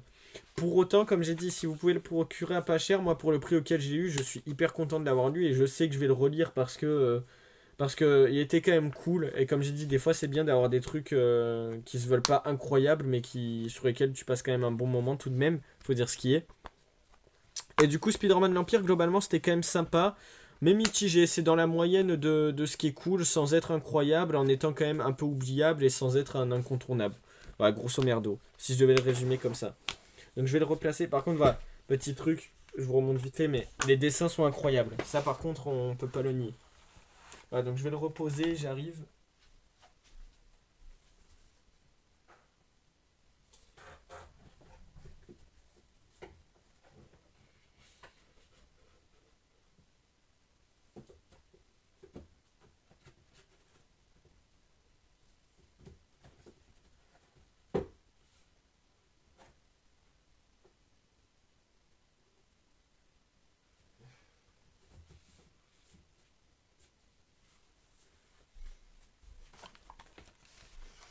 Ah oui, Spider-Man l'Empire, il devait sortir la... Enfin, en 2025, je pense, ils doivent sortir la suite. Alors, je sais plus si c'est qu'ils doivent la sortir en VO ou en VF. Faudrait que je regarde. Mais voilà, je sais qu'ils ont annoncé qu'ils allaient sortir un Spider-Man l'Empire 2. C'est pour ça aussi que je suis quand même intéressé. Spider-Man l'Empire 2, pour le coup, je le prendrai. Parce que le 1, il était quand même pas mauvais. Il est casse-gueule comme comics. Il est sympa sans être incroyable. Mais je sais pas, je suis curieux en fait. Je me dis s'ils peuvent développer plus loin l'univers, notamment en revenant sur à quel moment c'est parti en couille. Parce que ça aussi, on l'a pas dans le comics. Et c'est pour ça que pour moi, c'est un peu con aussi. Parce que t'as pas assez le temps de savoir comment cet univers est parti en couille pour vraiment que tu vois, pour que si ça se résolue, que tu sois là en te disant oh putain, trop bien. Je sais pas comment expliquer, genre t'as pas la même attache, tu vois, parce que t'as pas vu cet univers partir en couille et tout, donc ça aussi c'est un truc un peu compliqué. Bref, bon, Spider-Man l'Empire, fini. On va revenir pareil sur un classique, un incontournable, on repart sur du Wolverine. Et c'est autre que Wolverine Ennemi d'État, donc qui fait 146 pages. Euh, que moi j'ai perso dans une vieille collection Carrefour comme ça. Mais pour le coup, Wolverine Ennemi d'État, à l'occasion, j'essaierai de me le prendre en must-have ou dans vraiment une belle édition. Parce que pour le coup, quand même, en termes de papier, ça n'a rien à voir. On n'est pas sur du papier glacé. En plus, ça, c'est vraiment une des premières collections Carrefour. Donc, le papier est d'encore moins bonne qualité. Moi, mon réseau ou pas. Oula, waouh, waouh, waouh, waouh, waouh. Oula, attendez, je remets le son pour voir. Oh, la qualité elle est dégueulasse, je suis désolé. Des fois, vraiment, ce réseau de fils de pute. C'est pour ça que des fois, je peux pas lancer de live, t'es ce que ça me fait. Bon, je suis désolé, les gars. Bon, au moins, vous m'entendez, c'est essentiel, on va pouvoir parler quand même. Voilà, donc Wolverine ennemi d'État, pareil, je reviens très vite dessus. Très très cool. Grosso merdo, c'est Wolverine qui subit un lavage de cerveau. Et Hydra en fait, entre guillemets, du coup, ben, ça sort de nouvelles armes X dans le sens où ils vont l'utiliser pour tuer des super-héros, pour s'en prendre au Shield et à tout ça. S'en prendre aux X-Men. Donc, du coup, il va faire des morts. Beaucoup forcément au niveau du Shield, genre tuer des soldats, tout ça. Mais même au niveau des X-Men, je vous dis pas qui exactement, c'est peut-être pas des persos hyper... Mais quand même, des persos un peu secondaires, mais des persos qui quand même restent intéressants. Et qui en plus font que du coup Wolverine va s'en vouloir en fait parce que encore une fois il est à l'épreuve de souffrance et encore une fois à cause de lui ben, les gens qu'il aime ont été tués mais pour le coup vraiment de sa propre main donc il y a tout ce truc là aussi qui est trop trop bien. Et Wolverine ennemi d'État pareil ça fait partie souvent des classiques qu'on vous recommande et tout. Moi j'ai trouvé ça très très bon. Après, de là à dire que c'est un des classiques, voilà, pour moi, comme je vous ai dit, Wolverine, sa première mini-série, Wolverine, les origines, et l'arme X, pour moi, c'est peut-être le trio un peu, vraiment des incontournables. Après, c'est vrai qu'Ennemi d'État, je pense, ça fait partie vraiment du haut du panier des très bons récits, que si vous voulez un peu approfondir le perso de Wolverine, bah oui, Ennemi d'État, vous pouvez partir dessus large, quoi. C'est très blockbuster, c'est très cool, c'est vraiment du Wolverine en pleine action qui subit un lavage de cerveau et tout. Puis vous voyez pas mal de gens de l'univers Marvel et tout qui se battent contre, donc c'est très cool. Bah, je vous en dis pas plus. En tout cas, c'était très cool. Après, le truc qui m'a manqué, mais ça vient pas de la faute du comics, c'est entre guillemets, c'est plus sa faute de l'édition. C'est quoi, le papier mat un peu comme ça, un peu journal. Je trouve qu'il rend pas forcément honneur au dessin et moi qui suis très fan de papier glacé, c'est vrai que ça me fait chier quand c'est des histoires comme ça qui sont vraiment un peu portées vers le haut. Pour le coup, tout à l'heure, le Wolverine team-up avec Spider-Man, ça m'a pas dérangé parce que je sais que c'est une histoire sympa sans être incroyable. Donc ça me dérange pas. Mais là, Ennemi d'État, c'est vrai que tu sens le potentiel, tu sens que ça peut être une histoire incroyable. Et c'est vrai que de pas l'avoir en papier glacé, ça me frustre un peu. Donc je pense à l'occasion, si j'ai les sous que je trouve à pas cher, je me le prendrai en must-have ou dans une plus belle, entre guillemets, édition. Parce que c'est quand même un récit qui était très bon et que j'aimerais reavoir en bonne et due forme, quoi. Vraiment dans une édition qui le mérite. Voilà, mais bon, après, j'avais eu à 2,99€, donc je vais pas faire l'enculé. À faire le mec exigeant en mode machin et tout. En plus que c'était quand même super cool. Ah bah, du coup, voilà, on a fait le mois de mai, les gars. On continue. Est-ce qu'on continue? Sachant qu'on a 1h16. Ah, c'est déjà presque minuit. Je pense que je vais m'arrêter pour cette première partie, les gars. Alors, c'était très court comme live, comme je vous ai dit. Mais j'ai pas envie de faire des gros trucs d'un coup. J'ai envie de faire des petites parties, partie par petit. Petit par petit, pardon. Parce que de toute façon, honnêtement, vu comment on est parti, on a fait 2 mois en 1 heure. Donc bon.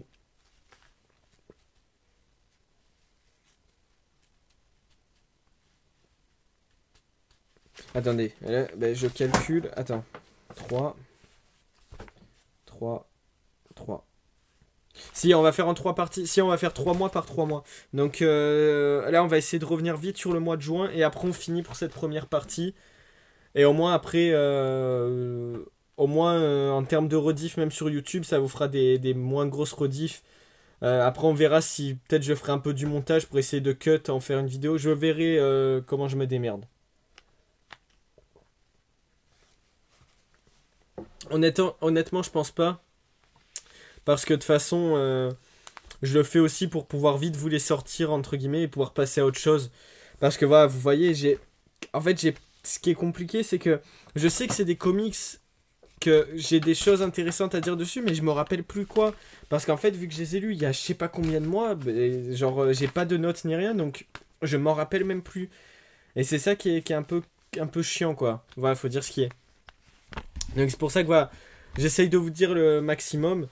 On en reparlera de toute façon parce que pour beaucoup, je les relirai dans plusieurs années, on en reparlera.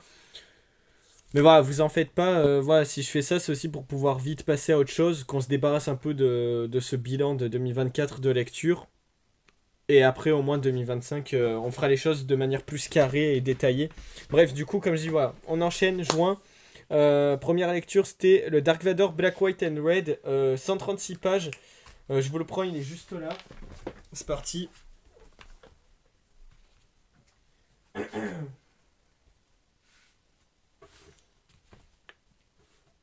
Alors,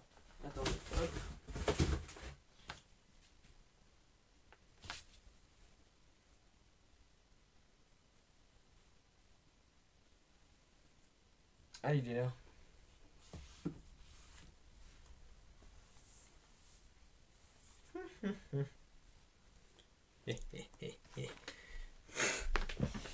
Ah, j'ai eu le smile.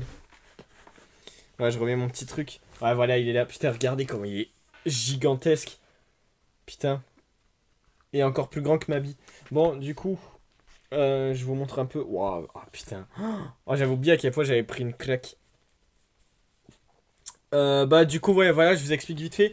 Comment vous expliquer? Alors déjà je vais pas pouvoir vraiment vous raconter l'histoire parce que en gros c'est une anthologie.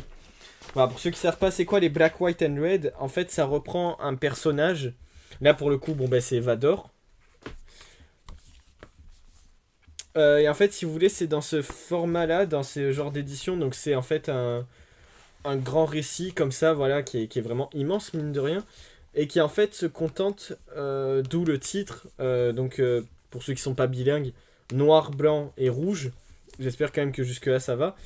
En fait, le but c'est de proposer plusieurs histoires comme ça en mode un peu anthologique. Donc en gros plein de petites histoires qui ont pas de lien forcément entre elles, mais qui mettent Vador à différentes épreuves et dans différents scénarios possibles.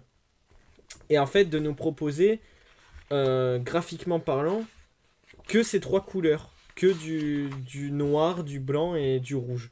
Et du coup, en fait, ça nous permet d'avoir des dessins magnifiques, une colorimétrie magnifique où vraiment on joue sur les nuances de rouge, avec le blanc et le noir. Et vous voyez qu'en fait, ça permet vraiment de faire un impact. Par exemple, là, on voit que là, le rouge, ben, ça permet de renforcer là que d'un coup, bah, il y a un gros claquement. Euh, enfin, Vador en plus, qui est entièrement en général de noir avec son sabre laser rouge, ça lui donne vraiment une aura un peu terrifiante. Où en fait, là, ben, tout le reste peut être blanc autour de lui. Et lui, c'est un peu le démon incarné. C'est un peu lui qui est tout en rouge, qui est tout en noir. Des fois, avec les lentilles rouges aussi, un peu à la manière de Rogue One. Il y a un peu ce truc-là, avec son sabre laser rouge et tout. Et pareil, j'ai pas grand-chose à dire parce qu'en termes d'histoire et tout, c'est une anthologie, donc c'est plein de petites histoires. Il y en a qui étaient incroyables, il y en a qui étaient sympas sans plus. Ma préférée, je pense, ça reste la première histoire. La première histoire du récit, elle est trop bien parce que tu vois la puissance de Vador et tu te dis, ah ouais, tu vois vraiment que c'est Vador, quoi. Parce qu'en fait, pour tout vous dire, il est enchaîné par un petit groupe genre de mercenaires ou quoi qui essaye de le revendre à la casse ou aux rebelles, enfin un délire comme ça. Sauf qu'en fait, Vador, uniquement grâce à la force, hein, c'est-à-dire sans bouger ni rien, il arrive en fait à entre guillemets, déjouer leur système de sécurité. Avec la force, il parvient à tuer certains mercenaires, à faire des explosions et tout. Et en fait, grâce à ça, il arrive à se libérer pour en fait se barrer de la base. Et en fait, c'est là où tu te rends compte que Vador, même en termes juste de force, même mentale et de la force, force quoi, de Star Wars, mais en fait, tu te rends compte qu'il est ultra puissant et qu'en fait, faut vraiment pas le faire chier. Et qu'en fait, si vraiment il est vénère, ben, il peut en fait, rien ne peut l'arrêter quoi. Il peut vraiment se faire une armée à lui tout seul. Et ça, c'est génial. Il y a des visuels qui sont incroyables. Là pour le coup, c'est même pas vraiment une histoire, mais c'est plus plein de petites images. Enfin, petites. La page, elle fait ma taille, mais tranquille. Genre, non, c'est vraiment incroyable au niveau des dessins. Enfin, non, mais regardez, il y a des planches comme ça qui sont ouf. C'est pas un indispensable, pareil, mais en fait, en termes d'édition, je trouve que c'est tellement magnifique que j'ai été trop content. Et en plus, vous avez vu, du coup, de l'année dernière, c'était ma première lecture Star Wars. Et vous allez voir que là, tout le mois de juin, j'ai fait que des lectures Star Wars. Et même après, en juillet, j'ai fait pas mal de lectures Star Wars. Parce que c'était vraiment le moment où, pareil, où je me suis dit, je vais reprendre les comics Star Wars, maintenant que ça y est, je me suis remis un peu dans les comics et tout. J'avais envie de me relancer dans du Star Wars, que j'ai jamais vraiment trop lu en comics, donc j'avais enfin envie de m'y mettre. Et là, pour le coup, cette édition, elle sortait. Je me suis dit, oh, c'est Vador. En plus, ces éditions comme ça, j'ai toujours voulu les tenter. Je me suis dit, bah, let's go, je tente. Et putain, j'ai tellement bien fait. Comme je l'ai dit, il y a des histoires incroyables. On passe par tout. Ce qui est cool, c'est que chaque histoire, mine de rien, même celles qui sont moins impressionnantes, on va dire. Déjà, visuellement, t'en prends toujours plein la gueule. Parce que je trouve ça toujours intéressant de voir comment est-ce que chaque illustrateur, en fait, va, on va dire, se charger des couleurs, comment est-ce qu'il va répartir ça pour rendre ça visuellement beau, visuellement impactant. Et en fait, chaque planche, tu vois vraiment en fait quand les planches elles ont rien à voir, on va dire, avec celle d'avant. Tu vois vraiment que chaque style graphique et tout, ça renvoie vraiment à une histoire propre. Et que vraiment chaque histoire a son propre style graphique, va jouer pas de la même manière sur les couleurs et tout. Et je trouve ça trop fort. Ça vraiment, je trouve ça génial. Puis ça permet de voir Vador sous différentes facettes. Tu vois, on explore autant son côté un peu, bah, sa puissance dans la force, que son côté psychologique, que son côté entre guillemets, tout de même patient, on va dire, son côté patient, quand même calculateur. Aussi son côté enragé, quand en fait il perd un peu le contrôle et qu'il se laisse succomber à sa propre haine et qu'il devient vraiment un mastodonte de puissance et d'acharnement. Son côté aussi terrifiant où il va terroriser des populations locales, tout ça. Enfin, c'est incroyable, c'est Vador quoi. Son côté aussi où il va s'en prendre à des créatures et tout et à se libérer. Pareil, il y a un moment, je vous dis pas, mais il y a une petite histoire comme ça qui était incroyable où il va s'en prendre genre à une sorte de force d'une planète qui peut contrôler l'esprit ou quoi. Et en fait, Vador va réussir grâce à tellement qu'il est fort en fait mentalement, il va réussir à retourner cette créature contre elle et en fait à la tuer.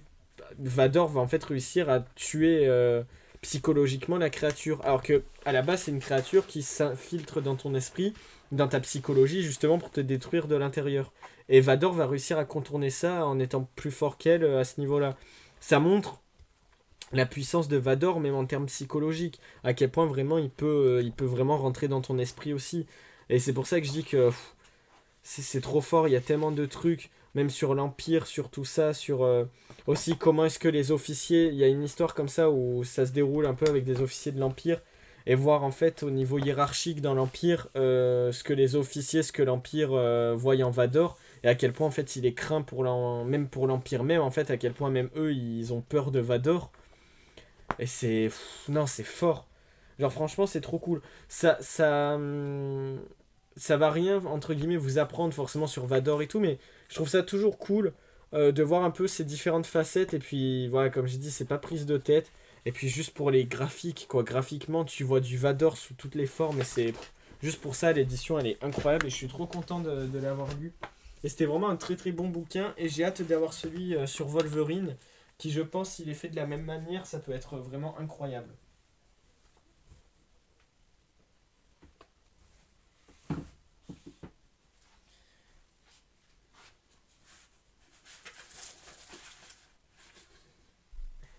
Après en plus je me dis pour le Dark Vador, je me dis mine de rien, peut-être pour des débutants entre guillemets, ça pourrait être pas mal parce que je me dis au moins ça leur permet d'avoir un peu les différentes facettes de Vador, voir à quel point il peut être fort psychologiquement, mentalement, tout ça.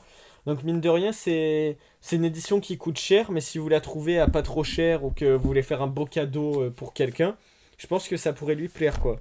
Parce qu'il y a de quoi faire, en plus c'est pas prise de tête, donc c'est super pour commencer je pense. Alors, ensuite on passe au deuxième, pareil toujours du Star Wars. Toujours dans la continuité parce que voilà, là les deux ils sont dans la continuité. Skywalker passe à l'attaque, 144 pages. Alors il est juste là. Donc c'est dans ces éditions-là. C'est les éditions Altaïa. Vous savez qu'ils avaient sorti il y a quelques années. Alors celui-là par contre je sais pas c'est quand. Parce qu'en fait j'ai vu l'autre fois que c'était de 2000... Ah ouais bah là il y a marqué 2018. Ah ouais mais alors ça doit être ça. Ouais mais c'est ça en fait. C'est que ça doit être 2018, 2019 quoi dans ces eaux-là. Putain mais je croyais que c'était sorti plus tôt que ça moi. Putain mais quel con. Bon bref c'est pas grave. Bon, enfin je l'ai lu, parce que pour la petite anecdote, bah du coup ça fait quelques années que je l'ai, hein. Comme j'ai dit, c'était sorti en quoi? En 2018-2019. Et, et du coup, j'avais lu la première partie, mais j'avais jamais fini ce bouquin, même si je savais ce qui se passait plus ou moins dedans. Et en fait, l'autre fois, bah, du coup, à ce moment-là, je l'ai vraiment lu en entier, et putain, bah, pareil, c'est un comics incroyable. Alors, en fait, si vous voulez, c'est la série Star Wars de, en comics, dans la continuité. Skywalker passe à l'attaque, voilà, c'est la série Star Wars 1 à 6. Et en fait, si vous voulez, c'est toute une série où en fait, bah, ça revient sur les événements entre l'épisode 4 et 5, ouais, si je dis pas de conneries, en nous expliquant plein de trucs, en nous comblant, entre guillemets, certains trucs qu'on voit pas dans les films, tout ça. Et ça, c'est trop cool. Par exemple, dans celui-là de comics, sans trop vous spoil, et c'est ça qui est cool, c'est qu'on voit en fait les premières vraies confrontations. Même si je sais même pas si on peut vraiment les compter parce que c'est pathétique, mais forcément, Luke il est pas encore entraîné vraiment ni rien. Mais on va dire, t'as des premières vraies confrontations entre ne serait-ce que Vador et Luke. Et puis on voit aussi toute la recherche parce qu'il y a Boba Fett, voilà, qui va être recherché. Enfin, qui va être recherché, non, mais qui justement lui va rechercher l'identité de Luke parce qu'à ce moment-là, pareil, Vador il sait pas comment il s'appelle ni rien. Et en fait, du coup, il lui rapporte, je vous dis pas quand ni comment, mais en fait, il lui rapporte que du coup, bah, Luke, c'est son fils. Enfin, c'est pas lui qui lui dit, ouais, c'est son fils, mais en gros, il lui dit bah, Skywalker, et du coup, en fait, tu vois que Vador, c'est à ce moment-là qu'en fait, il comprend du coup qu'il a bel et bien un fils, et enfin, je trouve ça génial. Parce que du coup, c'est dans cette série, tout est là-dedans, et c'est là qu'en fait, tu vois le moment où Vador apprend comment est-ce qu'il a su en fait que Luke c'était son fils. Parce que pareil, dans le cinquième film, c'est vrai que ça sort un peu de nulle part dans le sens où, en fait, Vador, tu te dis, mais attends, mais du coup, lui, il était au courant, genre, depuis le début. Est-ce que depuis le 4 il était au courant? Ou est-ce que lui-même, il a su entre-temps Et en fait, non, du coup, tout est expliqué là-dedans. Il a su entre-temps, machin et tout. Et je trouve ça incroyable. En plus, que ce soit Boba Fett qui lui dise et tout. Enfin, c'est trop, trop bien, vraiment. C'est incroyable. Et en fait, ça a découlé sur plein de trucs et tout. Enfin, c'est. Bon, bref. Je vous en dis pas plus. Je vous en ai déjà trop dit, mais. Je vous ai dit hein, que je spoilerai les comics dont je parlerai parce que sinon, je peux pas. Mais c'est ultra intéressant. Il se passe plein de trucs. Tu sens vraiment qu'il y a un côté film à la Star Wars parce que même les personnages, ils ont les mêmes personnalités que dans les films. Donc, ça veut dire qu'ils sont hyper bien foutus. Vador est toujours autant incroyable, je trouve. Et puis voilà, il y a le côté un peu à la Star Wars où ils arrivent toujours à trouver des twists ou des trucs un peu scénaristiques qui fait que, comme par hasard, Luke il s'en sort alors que normalement il tombe face à Vador et que Vador c'est censé être le mec genre qui a purgé beaucoup de Jedi et tout. Voilà, c'est parce qu'ils assument ça. Et puis il y a aussi le côté où tu sens que, même lui il le dit, Vador, qu'il sent qu'il y a un truc en Luke Skywalker qui fait qu'il a pas envie de le tuer directement. Tu vois, il a pas envie de juste se débarrasser de lui. Donc, tu vois, il trouve toujours des moyens de te faire dire, d'accord, ok, on a compris pourquoi Luke, il est pas mort, alors que normalement, face à Vador, à ce moment-là, Luke, il est pas entraîné. Vador, on le voit, à un moment, il se confronte au sabre. Ça dure 2 secondes. Vador, genre, il met un coup de sabre, il utilise la force, hop, c'est bon, il lui vole le sabre, tu vois, parce que juste Luke, il a pas ce niveau-là, tu vois. Et c'est trop bien. Franchement, Skywalker passe à l'attaque, celui-là. En plus, les éditions Altaïa, elles sont trop cool en grand format. Il y a des bonus qui sont trop trop bien. Alors, attendez, juste, je mets en charge mon retour. Tac. Et franchement, ça passe trop bien. D'ailleurs, petite anecdote. Je verrai, je vous tiendrai au courant. Mais peut-être que je vais m'acheter toute la collection des Altaïa, là, comme ça. Parce que j'ai trouvé quelqu'un qui les vend d'occasion. Donc écoutez, on se tiendra au courant, on verra. Mais voilà, je suis en train de voir. Je vais pas les prendre maintenant parce qu'en ce moment, les temps sont durs en termes de sous. Puis j'ai dit que j'essaierai de plus dépenser. Mais là, vu que c'est quand même une belle offre et que c'est un gros truc, peut-être je me les prendrai. Donc si je me les prends, je vous ferai une vidéo autant où on essaiera de se lire les 40, genre, je sais pas, en un mois ou un truc comme ça. Un mois, c'est peut-être short, mais en peut-être. On verra le concept, ce qu'on en fait et tout, mais ce serait trop bien, en sachant que du coup, bah, comme je dis, le premier, j'ai déjà lu, et c'était trop cool. En plus, alors le seul truc sur ces éditions qui en fait me fait hésiter si je me les prends ou pas, c'est que le papier, si vous voulez, il est entre guillemets à moitié glacé. C'est-à-dire qu'en fait, il a le côté glacier, glacier. Non, c'est pas un iceberg, mais le côté glacé de, en fait, quand tu le tournes, bah la page, elle se, tu vois, genre elle colle pas ou quoi, tu vois, genre elle glisse bien. Tu vois, il a un côté un peu glacé.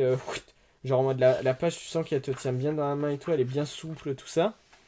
Mais à la fois, quand tu regardes les dessins, il y a un petit côté un peu fade qui fait que quand tu vois à la lumière, tu vois que ça réfléchit pas sur les dessins, tu vois quand même que comme du papier journal, la lumière, elle réfléchit pas de la même manière. Vous voyez, voilà, bon, vous savez faire la différence entre papier fade et glacé. Et du coup, il y a ce sort d'entre-deux où à la fois c'est assez glacé, entre guillemets, pour que le toucher et tout soit agréable, mais en même temps, c'est assez fade pour pas être glacé et pour pas que les lumières ressortent trop. Mais en même temps, c'est pas totalement fade dans le sens où les couleurs ressortent quand même bien, les nuances sont quand même respectées. Donc c'est pour ça que, je sais pas. Après, ça reste quand même des super éditions, je trouve. Déjà, juste même les covers et tout, elles sont trop cool. Puis en plus, c'est quand même des plus grands formats. Puis en plus, voilà, tu les trouves d'occasion. Tu les as quand même à beaucoup moins cher. Il y a certains récits. Skywalker passe à l'attaque, encore ça va. Mais je sais que le deuxième récit, c'est genre le réveil de la force. Ça fait un peu chier, entre guillemets, de payer un comics dont t'as déjà le film dessus. Genre à 30 balles, tu vois. Donc c'est pour ça que je sais pas, ce serait quand même une collection qui m'intéresserait. Ça fait une belle petite frise sans qu'elle soit incroyable. En fait, c'est une collection qui est cool sans être ouf, mais je trouve qu'elle est quand même intéressante. Donc, je verrai si je me les prends. Les 40 là, comme ça pourrait quand même être beau. Donc, je vous tiendrai au courant. Mais voilà, en tout cas, Skywalker passe à l'attaque, c'est incroyable. Pour commencer la continuité Star Wars, enfin le canon Star Wars, donc c'est-à-dire ce qui s'inclut au film, tout ça, je pense que c'est vraiment au moins celui-là de récit qu'il faut lire parce qu'il complète très bien, comme je disais, cette question de comment Vador a appris l'identité de Luke. Parce qu'il n'y a pas que ça, bien sûr, même lui de son côté, il fait des recherches et tout. Il apprend d'autres trucs, tout ça, enfin, je vous dis pas, mais il se passe plein de trucs. Ensuite, cette fois on passe dans du légende pour les deux prochains récits. On passe cette fois-ci non pas sur du Altaïa, mais sur la collection Hachette. Donc pareil, c'était, vous savez, les anciennes collections comme ça, euh, un peu comme de référence, mais pour Star Wars. Pareil, bon là je vais aller un peu vite les gars. L'éveil de la force. Donc premier tome, ça c'est l'univers légende, donc rien à voir avec ce qu'on a lu avant, avec la saga Skywalker. Là on est dans un autre univers Star Wars, une autre galaxie même on peut carrément dire. Parce que du coup on est dans l'univers légende. L'univers légende, qu'est-ce que c'est? C'était l'ancien canon. Pour pas vous perdre, il y a plein de super youtubeurs qui ont fait des vidéos, notamment Sidemall, où il explique la différence entre le canon et le légende. Je vous conseille d'aller voir, ce sera plus simple. Si je peux vous résumer vite fait, en gros, quand Disney a racheté Star Wars, tout ce qui a été fait avant, tout ce qui est roman, livre, même jeux vidéo, enfin tout ce qui a été fait, enfin tout l'univers étendu, autre des films qui a été fait avant eux, à partir d'une certaine date, ils ont dit bah, tout ce qui est fait avant, ça dégage. Sauf des trucs spécifiques comme The Clone Wars, comme Rebels. Les séries animées, bien sûr, pas les comics, parce que ça, justement, on reviendra dessus la prochaine fois. Mais voilà. Et du coup, ça fait partie de cette ancienne continuité de ce légende, qui du coup forme son propre univers à côté, qui n'est pas celui de Disney. Mais vous allez voir que c'est très bien comme ça. Je sais qu'il y en a des fois, ils rouspètent sur le légende. Je vois pas pourquoi. Moi, Star Wars, là où j'ai toujours le plus kiffé, c'était justement dans le Légende. Donc, je vois pas. Et puis, en fait, je vois pas ce que ça fout parce que dans tous les cas, dans le Légende, les films, ils existent quand même. Parce qu'ils gravitent quand même autour des films. Donc, en fait, on s'en fout. C'est pas parce que Disney dit ah non, c'est ça l'univers officiel que c'est le seul univers Star Wars. Je veux dire, dans les comics Marvel, par exemple, c'est pas parce que c'est l'univers Ultimate que tu dis ah merde, c'est pas l'univers principal, donc c'est nul à chier. Non, vous voyez, il faut savoir passer ce truc. On s'en fout. Disney, ils disent que c'est la continuité. Bah oui, c'est ce qu'ils disent. Mais nous, on peut très bien dire que le Légende, c'est plus intéressant. Enfin, vous voyez, je veux dire, tout le monde peut mettre un mot. Si moi, si je veux, je peux dire ah non, le Légende, c'est la vraie continuité. Chacun fait ce qu'il veut. C'est le but des œuvres comme ça. Donc c'est pour ça que je comprends pas trop pourquoi rouspéter sur le Légende. Pour moi, c'est juste une galaxie à part et puis il faut se faire kiffer, quoi. Il y a tellement de trucs trop bien dedans. Et puis justement, je trouve ça cool d'avoir deux univers entre guillemets différents de Star Wars, enfin deux galaxies, parce que c'est carrément des galaxies. Parce que du coup, en fait, ça permet vraiment d'avoir des visions différentes et de reprendre certains mêmes trucs, bon, surtout le canon qui reprend des trucs du Légende, en les modifiant. Et ça permet d'avoir encore plus d'histoire Star Wars avec des différences et pas toujours revenir sur les mêmes choses avec les mêmes lois, les mêmes règles. Des fois, ça fait du bien du changement, quoi. Et juste pour ça, c'est cool. Bref, l'éveil de la force, très intéressant. Par contre, du coup, j'étais un peu sur ma faim, en sachant qu'il fait 137 pages. Et il m'avait un peu laissé sur ma faim, un peu dubitatif. Et en fait, j'attends d'en lire plus.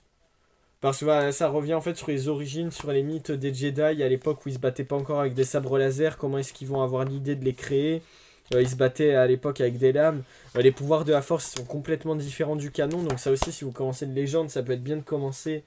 Je sais pas si je peux dire commencer par ça, mais en tout cas, c'est une bonne expérience. Parce que ça vous montre un peu la force, comment elle est utilisée dans le légende par rapport au canon. Parce que c'est complètement différent. Et pareil, c'est un comics, c'était trop cool. Mais j'attends de lire la suite. Donc je vais pas vous dire plus. Tant que j'ai pas la suite, pour l'instant, c'est un peu compliqué de débattre dessus. Allez, pour passer un peu vite, dans le même truc, du coup, le côté obscur. Donc lui, c'est le Destin Vador. Lui, pareil, ça va aller assez vite. Parce que c'est un peu une anthologie. C'est-à-dire que pareil, c'est plusieurs histoires comme ça dans lesquelles Vador est mis en scène. C'est un truc que j'adore, moi je me régale. À chaque fois que Vador est mis en scène, je suis aux anges. Comment ne pas l'être. La première histoire, c'est Vador qui part faire un combat. Oula, pardon. Qui part faire un combat face à une Jedi, parce que c'est pendant la purge Jedi. Et du coup, bah ouais, c'est un truc un peu classique où juste il part continuer sa purge des Jedi. Mais il y a toute une interrogation. À la fin, il lui dit je vois une étincelle en toi, machin et tout. Et Vador, il repart en disant rien en fait. Et il dit je vois une étincelle en toi, machin et tout. Et en fait, il dit rien presque parce qu'on se dit sûrement qu'il doit le savoir. Tu vois. Mais il est quand même dévoué à l'empereur et il continue à partir, tu vois, un peu comme le côté larbin qu'il est. Et Résurrection, après, voilà. Et là, après, il y a une autre histoire où il se bat contre un. Alors ça, c'est un peu compliqué vu que c'est du légende, je sais pas, contre, je crois, une sorte de. Je crois que c'est un sorte de clone de Dark Maul. Enfin, ça, c'est un peu compliqué parce qu'en fait, je sais pas si c'est le vrai Dark Maul ou si c'est un clone. J'aime bien quand même me dire que c'est un clone parce que ça me ferait chier que ce soit le vrai, entre guillemets. Mais je sais pas, c'est vrai que c'est un peu bizarre. Bon, en tout cas, je vous dis pas comment ça se finit. Et voilà. Et après, il y a une histoire où il se bat contre un. Ah putain, elle, à chaque fois je l'oublie. Où il se bat contre un sort de mec cybernétique. Voilà, donc forcément, il y a un peu un côté cyborg contre cyborg. Et après, il y a une petite histoire où il revoit. C'est pendant l'épisode 5. Où il revoit ses 3 PO et du coup, il se réimagine quand il avait créé tout ça. Voilà, donc pour revenir un peu sur toutes les différentes histoires, toutes elles sont super cool. Pour moi, ce qui vaut le coup, c'est surtout les 2 premières. Et les 2 dernières, elles sont sympas, mais tu sens que c'est un peu pour combler le récit. Mais les 2 premières, celles où il se bat contre un sort de Dark Maul, grâce à des anciens rituels Sith et tout, celle-là, elle est vraiment bien parce qu'il y a un côté un peu secte où en fait, c'est des mecs un peu, entre guillemets, enfin, du côté obscur qui en fait font je sais pas, des rituels des anciens arts Sith et du coup, ils arrivent à ressusciter. Comme j'ai dit, je sais pas si c'est Dark Maul ou un clone de Dark Maul, mais c'est un délire comme ça. Et ça, pareil, du coup, ça permet d'avoir dans le légende un combat entre Dark Maul et Dark Vador et ça c'est quand même ouf, même si c'est un clone ça reste quand même ouf. Et en plus ouais, et la première histoire elle est très cool aussi parce que le combat est super cool avec la Jedi, c'est trop trop bien. Donc pareil, ce comics trop cool, 127 pages bien sûr, et franchement ça vaut le coup, c'était super. Donc alors pour revenir, comme je disais, avril, ça nous a fait 42,96 €, mais au total 14,88. Juin, avec les 26 € 5, 3,99 plus 8,99, on est à 43,98. En termes de pages, avril on était à 432, mai 458, donc un petit peu plus, et juin on est monté à 544. Donc on voit que petit à petit ça va crescendo, on commence à lire de plus en plus de pages, de plus en plus de récits aussi sûrement. Et ça c'est cool. Vous allez voir que juillet il y a une petite baisse et après août, c'était la grosse remontée. Et c'est un peu un objectif qu'on va essayer aussi de se mettre pour 2025. On verra sur les prochains lives. Bref, en tout cas, pour cette première partie de live, c'était tout pour moi parce que mine de rien ça a quand même duré. Je pensais pas autant. En tout cas, on reviendra sur les prochains mois, sur les prochains lives. Bah, au moins, on sait qu'on fera plusieurs parties de ce genre de live. Alors, j'aurais pas cru, mais bon. qui l'eût cru, comme on dit. Après, il y a tellement de choses à dire. Après, honnêtement, je suis fatigué. J'ai peut-être radoté sur beaucoup de choses. Si c'est ça, je m'en excuse. Je m'en excuse vraiment beaucoup. Sur YouTube, je verrai si ça nécessite du montage. Autant j'essaierai de bien condenser tout ça. Et autant, du coup, ça vous fera une vidéo beaucoup plus condensée et plus intéressante que sur Twitch. Écoutez, on verra. Bref, ce qui est fait est fait. N'hésitez pas à lire. En tout cas, on reviendra. On a fait les 3 premiers mois. On reviendra la prochaine fois sur juillet, août, septembre. Et la troisième et dernière fois, on reviendra sur octobre, novembre et décembre. Et après, on aura fini pour ce gros bilan 2024 lecture. Et on pourra vraiment repartir à neuf pour 2025. Bref, sur ce, n'hésitez pas à vous follow, que ce soit sur Twitch ou sur YouTube. On verra comment ça se passe. Et c'était tout pour moi. Merci de m'avoir écouté. Allez, n'hésitez pas à lire. Salut, ciao!